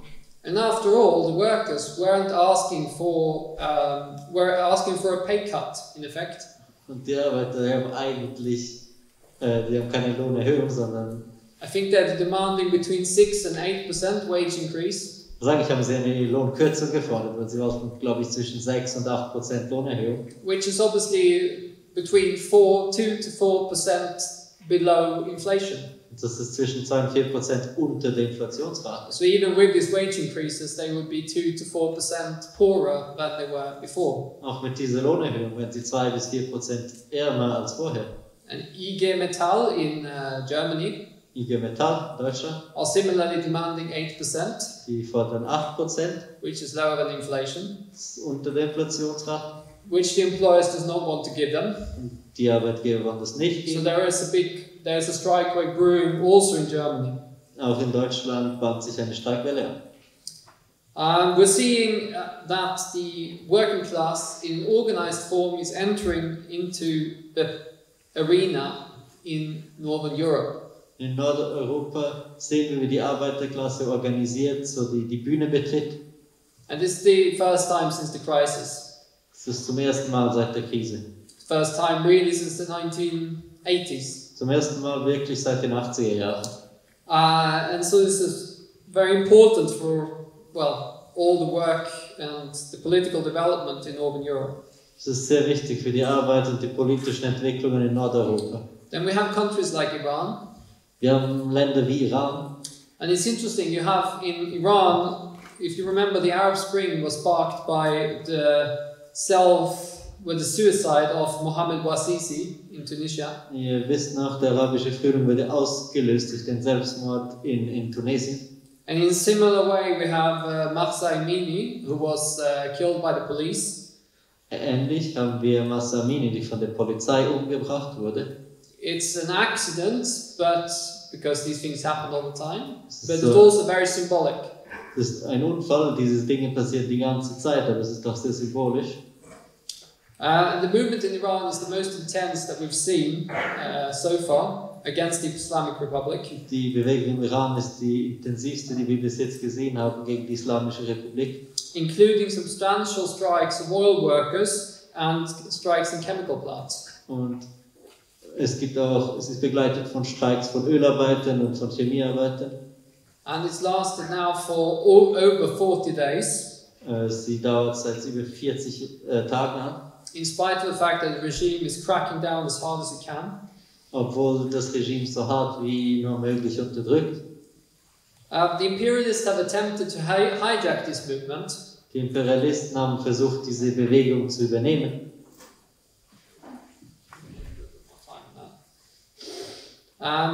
Er braucht noch ein bisschen Zeit. And the regime is using this intervention by the US and the EU, or Britain in particular, to discredit the movement. Und die Imperialisten das Regime braucht die Intervention der Imperialisten, um die Bewegung zu diskreditieren. And the British and American remain hated in Iran. Die Briten, die Amerikaner, sind weiter verhasst im Iran. And the Pahlavis, who are the agents of the American imperialism, the Pahlavi being, the royal house of Iran, or the Shah. Und die Familie des Schahs, das sind so die Agenten des Imperialismus im Iran. And no one wants to see a return of them, so this is weakening the movement. Und niemand will die Rückkehr von diesen Leuten sehen. Das schwächt die Bewegung. Although some people a lot of protesters have got placards saying not the Shah, not the mullahs, Aber viele Protestierende haben Schilder, wie sie sagen, nicht die Mullahs, nicht der Schah. which is completely correct. Das ist völlig korrekt. Not the mullahs, not the Shah, but socialism. Sie sagen nicht die Mullahs, nicht der Schah, aber Sozialismus. The mullahs are finished, but the question is what is to replace them. Die Mullahs sind am Ende, aber die Frage ist halt, was soll sie ersetzen? Every time this movement has returned over the last few years, it's been on a higher level. Jedes Mal, wenn die Bewegung zurückgekommen ist über die letzten Jahre, dann immer auf einem höheren Level. So if they do not fall now, they will do soon. Wenn sie jetzt nicht fallen, dann werden sie es einfach bald tun. I don't really have the time to deal with Turkey, Ich habe jetzt nicht Zeit, über die Türkei zu reden, where Erdogan is in trouble. wo Erdogan Probleme hat. Colombia, where there's the first left government in however many decades. Kolumbien, die erste linke Regierung, was weiß ich, wie viele Jahrzehnte. Chile, Ecuador, Peru, where there have been important movements. Chile, Ecuador, Peru, wo es wichtige Bewegungen gab. Or islands like Guadeloupe or Haiti, or just half an island. Or even what's taking place in Pakistan. Oder was Guadeloupe oder in Haiti passiert oder in Pakistan. But Pakistan is in a deep crisis. Aber Pakistan ist in einer tiefen Krise. And the whole crisis is intensifying on all planes. Und die ganze Krise intensiviert sich auf allen Ebenen. The economic plane, with inflation and crisis of government debt and so on. Die ökonomische Ebene mit Inflation und Staatsschuld. Also the social plane, like the misery this is causing for workers all across the world and the poor. Die soziale Ebene, das ganze Elend, das für die Arbeiter und die Armen der Welt. And the political and diplomatic front, where it's a complete turmoil. Und an der politischen und diplomatischen Front, wo einfach völliges Chaos herrscht. 5 to 10 years ago, people might be forgiven for thinking that this is a temporary thing. Vor 5 bis 10 Jahren hätte man Leuten verzeihen können, wenn sie gedacht haben, ja, das ist einfach nur temporär. That maybe the bourgeois would find a way out of this crisis. Vielleicht würden die Bürgerlichen einen Weg aus der Krise finden. But now it's becoming clear this is not the case. Aber jetzt wird es klar, das ist nicht der Fall. They even added a new word for it in the English dictionary, Sie haben sogar ein neues Wort dafür eingeführt im englischen Wörterbuch. and it was the word of the year. Es war das Wort des 2022. Jahres 2022. It's permacrisis. Das ist so Permakrise. I.e., like permafrost, it's a crisis that never goes away. Das ist wie so der Permafrostboden, der nie auftaucht, und das ist halt die Krise, die nie weggeht. And opinion poll after opinion poll reveal unprecedented levels of dissatisfaction with the way things are. Und Meinungsumfrage nach Meinungsumfrage zeigt immer größere Unzufriedenheit über den Zustand der Dinge. Mistrust and anger against all parts of the establishment. Misstrauen und Wut gegenüber allen Parteien des Establishments. But although most don't see the alternative yet, Aber, obwohl die meisten die Alternative noch nicht sehen, it's clear that there's a big layer that do. es gibt eine große Schicht, die das aber sieht. Now we've quoted a few times the polls from the Victims of Communism Memorial Foundation. Wir haben schon ein paar Mal diese Umfragen zitiert von dieser Stiftung der Opfer des Kommunismus. But they stopped releasing new polls since 2020. Aber seit 2020 haben sie aufgehört, neue Umfragen zu veröffentlichen. Maybe they didn't get the right results. Wahrscheinlich haben sie nicht die richtigen Resultate gekriegt. But in the last poll in 2020, Aber in der letzten Umfrage 2020, 18% of what they call Generation Z 80% der Gen Z were sympathetic to communism. hatten Sympathien für den Kommunismus. And in the whole population, 40% were sympathetic to socialism. In der ganzen Bevölkerung 40% hatten Sympathien für den Sozialismus. They haven't seen any recent polls of a similar nature. Ich habe nicht aktuellere ähnliche Umfragen gesehen, But anecdotally, aber so anekdotisch. the youth is even more open to communist ideas than they were 2 years ago. Aber die Jugend ist noch viel offener für kommunistische Ideen, als sie vor 2 Jahren war. I think around the world, in various countries, we've held meetings with the titles like "Why We Are Communists." So in der ganzen Welt haben wir Veranstaltungen organisiert mit so Titeln wie so "Wieso sind wir Kommunisten?" Or "Why We're Revolutionaries" or something like that. Oder irgendwie "Wieso sind wir Revolutionäre?" sowas. I've been tremendously successful meetings. Und die waren extrem erfolgreich. There was one in England, which one of the full-timers who went to this meeting and spoke at the meeting. Es gab in England so ein Treffen und einer der Fulltimer ging an dieses Treffen. It was maybe 40, 50, 60 students present at the meeting. Es waren so 40, 50, 60 Studenten an diesem Treffen. And he started the meeting by asking, how many here are communists? Und er hat angefangen mit der Frage, wie viele hier sind Kommunisten? And the whole meeting raised their hands. Alle haben einfach ihre Hand gehoben. And so he was a bit, oh, why am I here? Und dann so, oh, es sind noch viele. But obviously the key is to organize these people, not just be communist in the abstract or swear at the television, but get involved.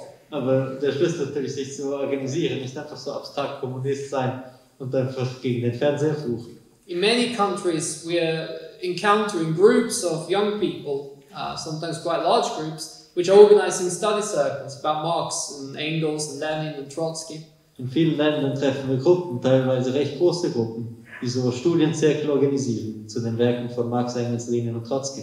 And there are also big splits starting to take place in mass organizations. Es gibt auch riesige Spaltungen in Massenorganisationen, Like, for example, in the Basque Country, wie zum Beispiel im Baskenland, where there's been a split in the nationalist movement with the youth splitting off to form their own organization. Es gab eine Spaltung, die in der nationalistischen Bewegung, die Jugend hat sich abgespalten, die eigene Organisation gegründet.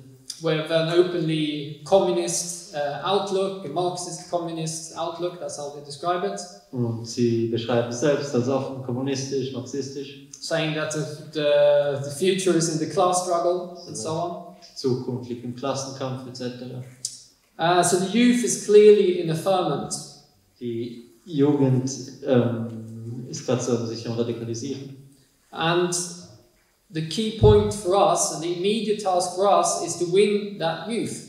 Und der Schlüsselpunkt für uns, der wichtigste Arbeit für uns ist es, diese Jugend für uns zu gewinnen. And here we have a tremendous opportunity. Hier haben wir eine riesige Möglichkeit. I think there's no doubt, really, from looking at the world situation, that the revolution is coming.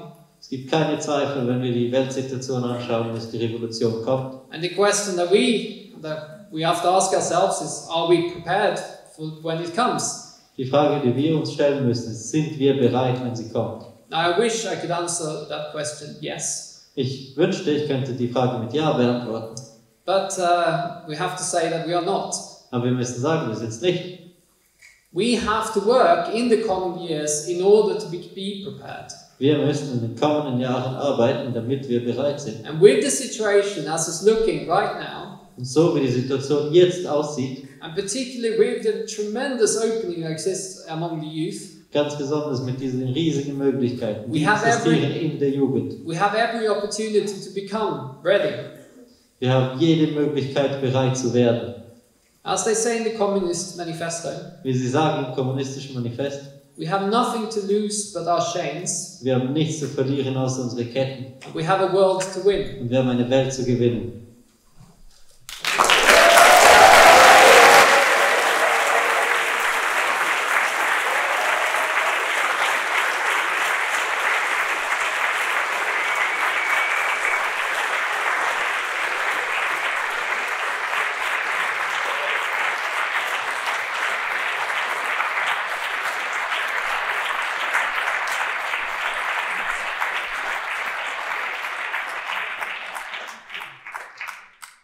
Perfekt, vielen Dank an Niklas für diese geniale Einleitung. Wir machen jetzt eine Pause und machen um 45 hier weiter. Alle, die sprechen wollen, die eine Frage stellen wollten, kommt jetzt bitte in der Pause zu mir. Zusammenfassen, ein Sum-Up machen und dann kommen wir auch schon ans Ende.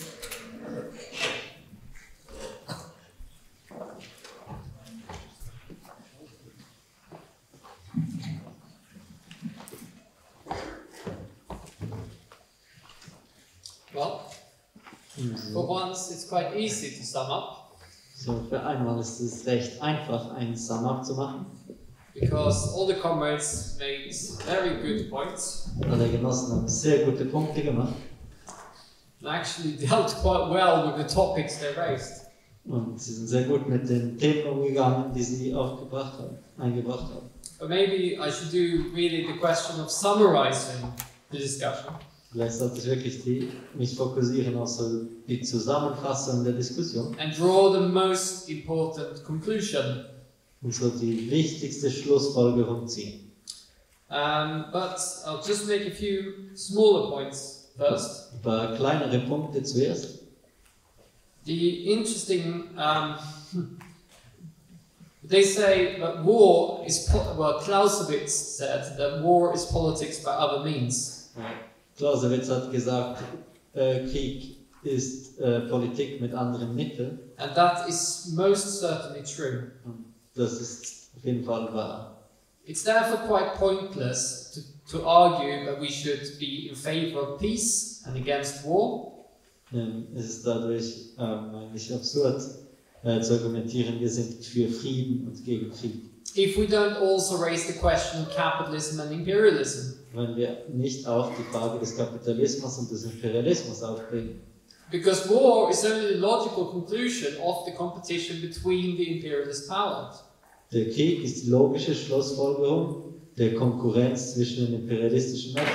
It is diplomacy by other means, i.e. politics by other means. Es ist Diplomatie mit anderen Mitteln, also Politik mit anderen Mitteln. And so as long as we have the conflict between imperial powers, Solange wir den Konflikt zwischen imperialistischen Mächten haben, we will have wars. werden wir Kriege haben. And we will have conflict between the imperialist powers Und wir werden Konflikte zwischen imperialistischen Mächten haben, as long as we have imperialism. solange wir Imperialismus haben. And we will have imperialism as long as we have capitalism. Und wir werden Imperialismus so lange haben, wie wir Kapitalismus haben. So the idea that you can divorce the question of war from the question of capitalism is nonsense. Die Idee, man könnte die Frage des Krieges von der Frage des Kapitalismus trennen, ist absurd. And so we must always, whenever we deal with the question of war, we must also deal with the question of imperialism and capitalism. Immer wenn wir mit der Frage des Krieges konfrontiert sind, müssen wir auch uns auseinandersetzen mit der Frage des Imperialismus und des Kapitalismus. We should remember that the slogan of the Second International Wir müssen uns erinnern, dass der Slogan der Zweiten Internationalen was not just against the war, war nicht einfach so gegen den Krieg, but turned the war into a civil war. aber verwandelt den Krieg in einen Bürgerkrieg. And for the workers to take power, utilizing the crisis brought on by the war. Und für die Arbeiter die Krise des Krieges auszunutzen und die Macht zu übernehmen. Now, almost all of the parties of the Second International betrayed that promise. Die allermeisten Parteien der Zweiten Internationale haben diese Versprechen betrogen. There are only two parties who maintained the position of internationalism. Nur 2 Parteien haben die Position des Internationalismus aufrechterhalten. The Bolsheviks and the Serbian Social Democrats. Die Bolschewiki und die serbischen Sozialdemokraten. All the rest of them capitulated to chauvinism. Alle anderen haben vor dem Chauvinismus kapituliert. And so when it comes to, when we talk about international relations, globalization and so on, we need to keep this in mind. Wenn wir über internationale Beziehungen, Globalisierung und so reden, müssen wir uns an das erinnern. And that was, I think, the point that Florian was making. Ich glaube, das war der Punkt, den Florian gemacht hat. But if we look at all the questions of that were raised during the discussion, Aber wenn wir alle Fragen anschauen, die während der Diskussion aufkamen, there is one thing that really stands out in all the different countries. da gibt es so eine Sache, die hervorsticht in allen verschiedenen Ländern. And that is the question of leadership. Das ist die Frage der Führung. That the so-called left Die sogenannte Linke is either completely useless or not to be found. ist entweder komplett nutzlos oder überhaupt nicht vorhanden. In Italy, they disappeared. In Italien ist sie verschwunden. They had the strongest communist party, one of the strongest communist parties in the world. Sie hatten eine der stärksten kommunistischen Parteien der Welt. And they don't exist anymore. Und sie existieren nicht mehr. There's a little remnant of them in a split off from the Democratic Party. Man ist so ein bisschen ein Überbleibsel in einer Abspaltung von der Demokratischen Partei. But there's no socialist program, not even an attempt at socialism. Aber da ist kein sozialistisches Programm, nicht mal ein Versuch davon. And such is the legacy of Stalinism. Das ist das Erbe des Stalinismus. We already mentioned the question of the Social Democrats in France who managed to almost wipe the party out of parliament. Wir haben schon die Frage der Sozialdemokraten in Frankreich erwähnt, die es fast geschafft haben, ganz aus dem Parlament zu verschwinden. Probably Macron saved them from disappearing altogether. Macron hat wahrscheinlich sie davon gerettet, ganz zu verschwinden. By giving them an electoral alliance. Indem er ihnen so eine Allianz angeboten hat. But they do obviously still exist. Will noch schauen natürlich. In most countries, and they are present in the trade unions. Das existieren noch, und die meisten Länder sind natürlich präsent in den Gewerkschaften. And it deals with this question. It comes into this question of fascism. Und auch diese Frage des Faschismus. And we must, one of the main pillars of capitalism today is the leadership of the working class. Eine der Hauptstützen des Kapitalismus heute ist die Führung der Arbeiterklasse. And several of the comrades commented on this question. Einige Genossen sind darauf eingegangen. Who is it that's holding back the workers constantly? Wer ist es, der die Arbeiterklasse konstant zurückhält? And Rocco dealt with this when it came to Germany. Rocco hat über Deutschland gesprochen. It's the trade union leaders who stopping the workers from going on strike. Es ist die Gewerkschaftsführung, die die Arbeiter davon abhält zu streiken. There are really strong trade unions in Germany. Sie haben wirklich starke Gewerkschaften in Deutschland. Some of the strongest in the world, probably. Vielleicht die stärksten der Welt. And that's the best asset of German capitalism at this moment in time. Und momentan ist das so das Wertvollste, was der deutsche Kapitalismus hat. Because it's keeping the workers back. Weil es die Arbeiter zurückhält. Of course, there has some limits to it. Sometimes, in order to maintain themselves, they have to go on strike. Natürlich, es gibt gewisse Grenzen. Manchmal, um die Macht zu erhalten, müssen sie streiken. In order to save their authority, the trade union leaders have to somehow express the anger of the working class. Um so ihre Autorität zu erhalten, müssen die Führer manchmal auf irgendeine Art die Wut der Arbeiterklasse ausdrücken. But they will be sitting at a negotiating table. Aber sie werden am Verhandlungstisch sitzen. And they say, look, you have to give us something. Und sie werden sagen, ja, schaut, ihr müsst uns irgendetwas geben. Our members are so angry. Unsere Mitglieder sind so wütend. We cannot accept this offer or they'll kick us out. Wir können dieses Angebot nicht akzeptieren oder sie werden uns rauskicken. There will be these other lefties that will come in and they'll take over the leadership unless you give us something. Sie werden sagen, sonst gibt es diese anderen Linken, die werden die Führung übernehmen. So, außer ihr gebt uns etwas. You will have wildcat strikes. Ihr werdet wilde Streiks haben. Unless you give us something. Außer ihr gebt uns irgendwas. But they'll probably also say, but you know, we're going to have to go and strike for a little bit. Aber sie werden wahrscheinlich auch sagen, ja, aber wir werden ein bisschen streiken müssen. Let the members blow off some steam. Let them go on the picket lines, shout a bit and so on. Lasst die Mitglieder ein bisschen Dampf ablassen, lasst sie ein bisschen schreien am Streikposten oder so. Yeah, and then sell them out. Und dann verraten wir sie. Hopefully tire them out a little bit in the process. Hoffentlich ermüden wir sie ein bisschen im Prozess. Demoralize them a little bit. Demoralisieren sie ein bisschen. And that will be the program of the trade unions. Das wird das Programm der Gewerkschaften sein. In France they just did it. In Frankreich haben sie das gerade gemacht. They called for, there's a massive move developing against Macron. Es gibt eine massive Bewegung in Frankreich gegen Macron. The trade union leaders call for a kind of, Mélenchon called for a general strike. Mélenchon hat zum Generalstreik aufgerufen. He can't organize a general strike. Er kann das natürlich nicht organisieren. And the trade union leaders went for, oh, let's have a day of action. Und die Gewerkschaftsführer haben dann so gesagt, oh, wir machen einen But don't Aktionstag, organize it. aber wir organisieren es nicht. Don't prepare anything. Bereitet nichts vor. And then the most active elements go on the streets, the most conscious elements. Und dann die bewusstesten, die aktivsten Elementen, die gehen dann auf die But Straße. they'll be alone, they'll be isolated. Aber sie werden dann alleine sein und And isoliert. they'll be thinking, oh, no one's, you know, we don't have the support. Und die werden dann denken, oh, wir haben keine Unterstützung. That is the role that the trade union leaders play. Das ist die Rolle, die die Gewerkschaftsführer spielen. And the idea that the bourgeois would somehow want to turn to fascism. Und die Idee, dass die Bürgerlichen irgendwie jetzt auf den Faschismus setzen wollen, That they would somehow want to destroy the trade union organizations in this moment in time. dass sie zum jetzigen Zeitpunkt die Gewerkschaftsorganisation zerstören wollen, Well, that's completely wrong. das ist völlig falsch. They are relying on the trade union organizations and the trade union leaderships. Sie verlassen sich auf die Gewerkschaftsorganisationen und die Führungen And the political parties as well. und die politischen Parteien auch. The candidate of the bourgeois establishment and imperialism in Brazil was the Workers' Party.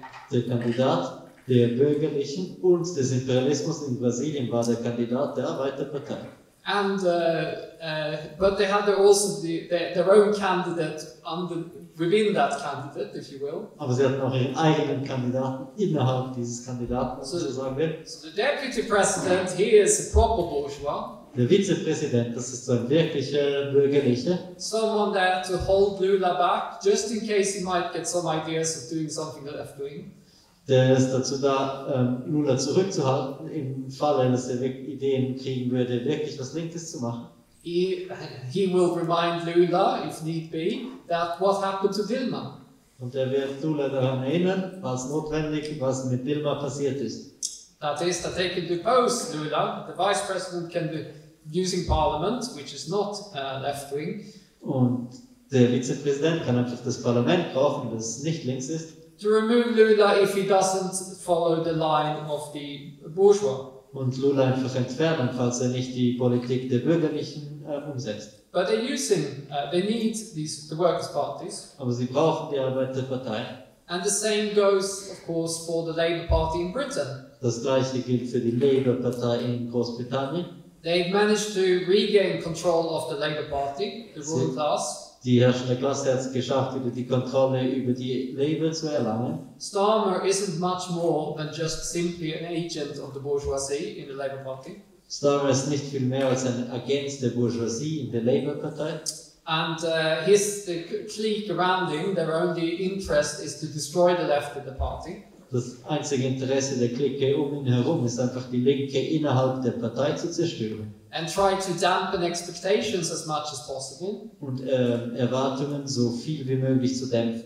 They make a few tiny left noises, just to make sure that they get some support at least. Sie machen so winzige linke Geräusche, nur damit sie zumindest ein bisschen Unterstützung gewinnen. But they mustn't do too much so that anyone might get the impression that they are left-wing. Aber sie dürfen nicht zu viel davon machen, nicht, dass irgendjemand den Eindruck kriegen würde, dass sie links sind. And they are desperate to prove to the ruling class that they are all their loyal servants. Und was sie über alles wollen, ist der herrschenden Klasse beweisen, dass sie wirklich loyale Diener sind für sie. That the Corbyn years are finished.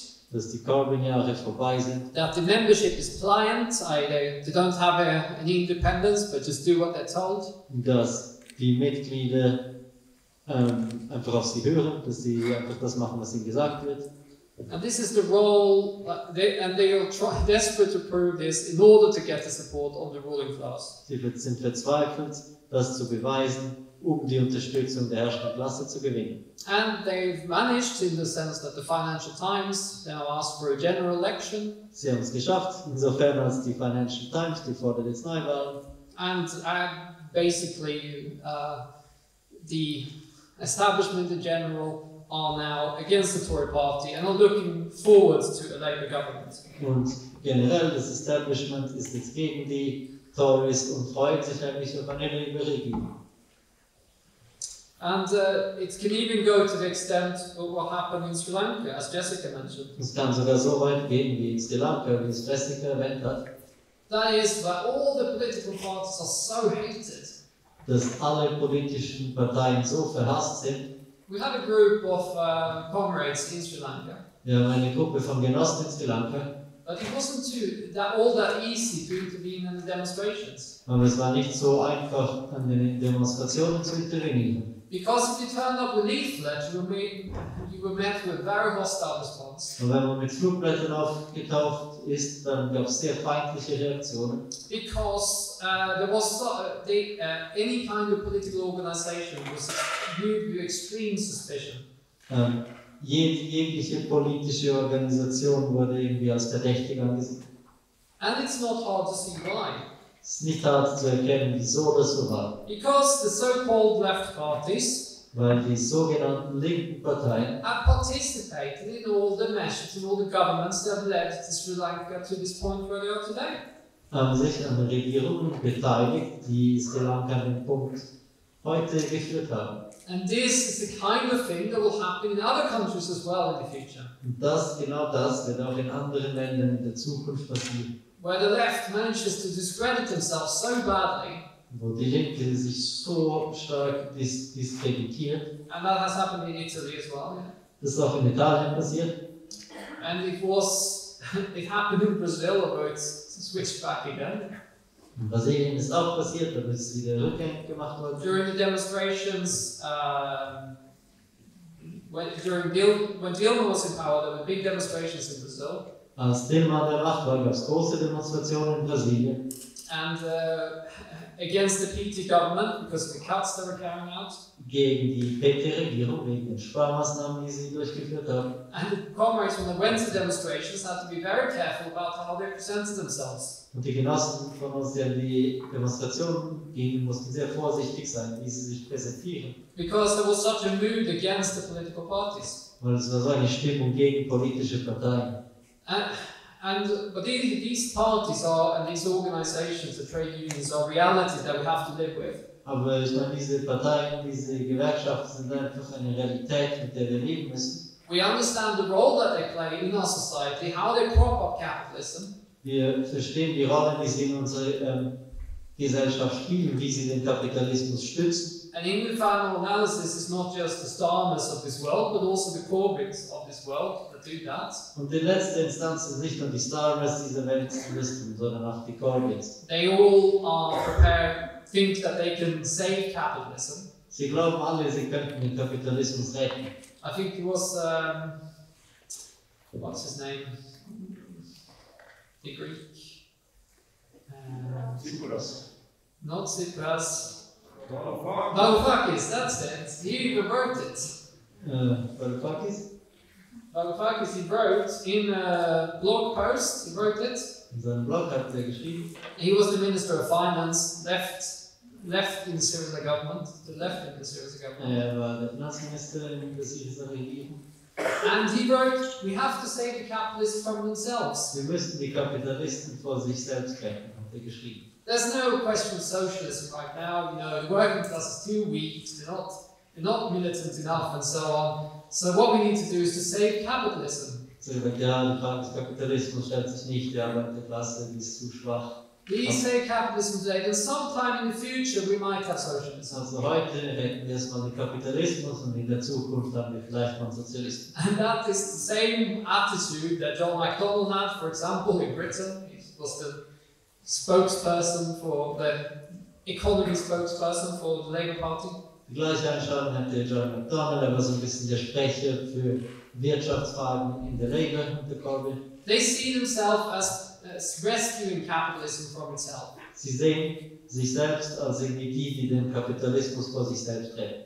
But obviously, consequently, if you want to preserve capitalism in a period of deep crisis, Aber wenn man den Kapitalismus erhalten will in einer Periode der tiefen Krise, well, there are certain consequences to that. da gibt es gewisse Folgen. That's why we say that betrayal is inherent in reformism. Deswegen sagen wir, Verrat ist dem Reformismus inhärent. There is no way to rescue capitalism Es gibt keinen Weg, den Kapitalismus zu retten, except by making the workers pay the price. außer man die Arbeiterklasse bezahlt den Preis dafür. And so what we need to do is obviously to prepare the alternative that the reformists cannot give. Was wir machen müssen, ist die Alternative vorbereiten, die die Reformisten nicht geben können. It's not a small task that we set ourselves. Es ist keine kleine Aufgabe, die wir uns stellen. You know, there are a few thousand of us in the world, Es gibt einige Tausend von uns auf der Welt. and we're saying, look, what we're doing is building the leadership of the working class. We're going to take power Und das wir sagen, ist, wir bauen die Führung der Arbeiterklasse and die transform the Macht world benutzen into World Socialist Federation. und die Welt transformieren in eine sozialistische Weltföderation. Now, if you pose a question like that, Wenn man so eine Frage stellt, it seems a little bit difficult. dann scheint es ein bisschen schwierig. It's like, you know, you're trying to climb Mount Everest and you're standing at the bottom looking up to the top. Wie wenn man so auf den Mount Everest will und man ist so unten und schaut hoch. But the thing is, from the whole discussion that we had here today, Aber was wir gesehen haben in der ganzen Diskussion heute, we can see the necessity of climbing Mount Everest, wir sehen die Notwendigkeit, den Mount Everest zu erklimmen. even if it is a very, very difficult task. Auch wenn es eine sehr schwierige Aufgabe ist. Even if we're trying to accomplish something that no one has done before. Auch wenn wir versuchen, etwas zu erreichen, was niemand davor erreicht hat. The Bolsheviks took power in Russia or in the Soviet Union, Die Bolschewiki haben die Macht übernommen in Russland und der Sowjetunion, but they failed to spread the revolution to Germany and onwards. aber sie sind daran gescheitert, die Revolution zu verbreiten nach Deutschland und noch weiter. That's the task that we set ourselves. Das ist die Aufgabe, die wir uns stellen. We have a lot of things in our favor today. Wir haben einige Dinge zu unserer Gunst, sehr viele Dinge. The working class is stronger than they've ever been. Die Arbeiterklasse ist so stark wie noch nie. Particularly if you look at the world scale. Ganz besonders, wenn man es auf einer Weltebene anschaut. There are very few countries which have a working class that is smaller than Russia in 1917. Es gibt sehr wenige Länder auf der Welt, wo die Arbeiterklasse kleiner ist als in Russland 1917. So the material basis, the objective conditions are far better than they were 100 years ago. Die materielle Basis der objektiven Bedingungen sind viel besser, als sie vor 100 Jahren waren. The crisis is as deep, if not deeper, than it was 100 years ago. Die Krise ist genauso tief, wenn nicht tiefer als vor 100 Jahren. So objectively speaking, there is nothing really that stands in our way. So objektiv gesehen, es steht nichts im Weg für uns. But obviously the question is the subjective factor. Aber die Frage des subjektiven Faktors. The Marxist organization, the Marxist tendency is too weak. Die marxistische Organisation, die marxistische Tendenz ist zu schwach. And that's where we need to, you know, when you climb a mountain, you need to look at what's the next point we grab hold. Und wenn man so auf einen Berg klettert, dann muss man so schauen, was ist so der nächste Punkt. Well, you get your next hold point, which is the next level where you can climb to, where you can take a breather. So, wohin können wir als nächstes klettern und dann noch kurze Pause. What is our next task that we set ourselves? Was ist die nächste Aufgabe, die wir uns stellen? Well, it is to recruit the ones and twos, we say. Es ist die Aufgabe, Einzelpersonen zu rekrutieren, And to find the next few contacts in each branch, the next few comrades in each branch. in jeder OG die nächsten Kontakte zu finden, die nächsten Genossen. But we're almost getting a bit beyond that now. Aber wir sind schon fast ein bisschen weiter als das jetzt. Not because of anything that we got particularly, but because the speed of the objective situation. Nicht wegen irgendwas, was wir gemacht haben, sondern wegen der Geschwindigkeit der objektiven Situation. We can now recruit whole groups of young people that were coming to us, are looking for ideas, they're already discussing Marx, Engels, Lenin and so Trotsky. Wir können Gruppen rekrutieren, die von sich aus auf uns zukommen, weil sie Marx, Engels, Lenin und Trotzki diskutieren. To convince them of our ideas and win them over as a whole group. Wir können sie von unseren Ideen überzeugen und sie als Gruppe gewinnen. And obviously what we're looking for here in Switzerland is to get to the 200. Was wir hier in der Schweiz wollen, ist, wir wollen auf die 200 kommen. And from the 200 to the 500. Von den 200 auf die 500. And that is not at all an impossible task. Und das ist keine unmögliche Aufgabe. And when we get to the 500 or 1000, Und wenn wir bei den 500 oder 1000 we'll sind, definitely be the biggest youth organization in Switzerland. dann werden wir definitiv die größte Jugendorganisation sein in der Schweiz. We don't count fake members like the Social Democrats do. Wir zählen nicht so Fake-Mitglieder, wie es die Sozialdemokraten tun. People you see, maybe at best you see a little bit of money coming from them every month. Bestenfalls kommt da ein bisschen Geld von denen, sonst nichts.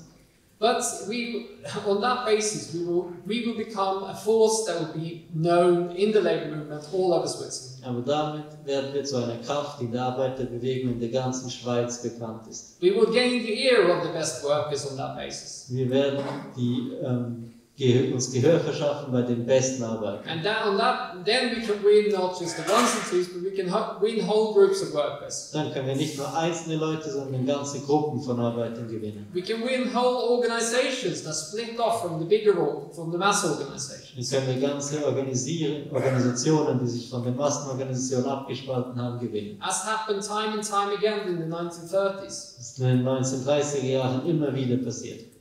But in order to get there, we have to start from where we are today. Aber um dorthin zu kommen, müssen wir dort anfangen, wo wir heute sind. And I'm very pleased to see that in section after section we're having tremendous results this autumn. Und ich bin sehr froh zu sehen, in allen Sektionen haben wir großartige Ergebnisse diesen Herbst. I don't know if you've seen the pictures from the New York school. Ich weiß nicht, ich habe die Bilder gesehen der New York Schule. Very impressive. Sehr beeindruckend. Oh, I think there's a bit more people here. Ich glaube, es sind ein bisschen mehr hier.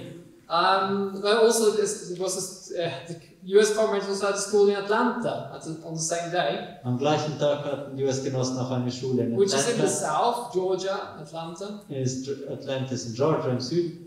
And this is an important gain of the tendency to have a base in the south as well. Und das ist ein wichtiger Erfolg der Tendenz, auch im Süden eine Basis zu haben. So we're growing massively in the United States. Wir wachsen massiv in den Vereinigten Staaten. The mothership of imperialism. Das ist so das Mutterschiff des Imperialismus. The belly of the beast. So, ja, so das, ihr wisst, was das heißt. Das Herz des Monsters. And really, this should give us confidence that we can build anywhere. Das sollte uns Vertrauen geben, dass wir überall aufbauen können.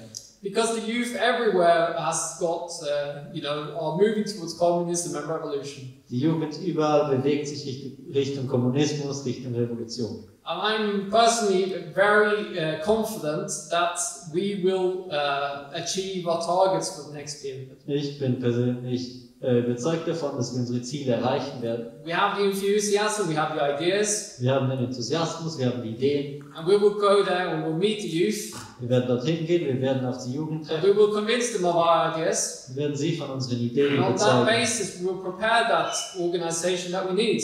Und auf dieser Basis werden wir die Organisation vorbereiten, die wir brauchen. And this discussion was another step on the road to that goal.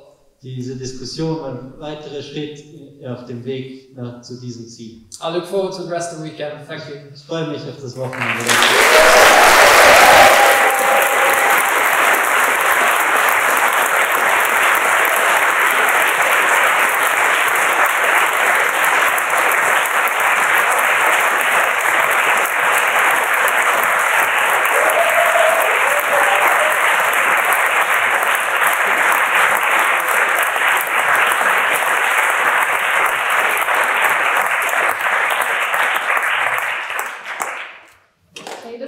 genialer Einstieg für diese Schule.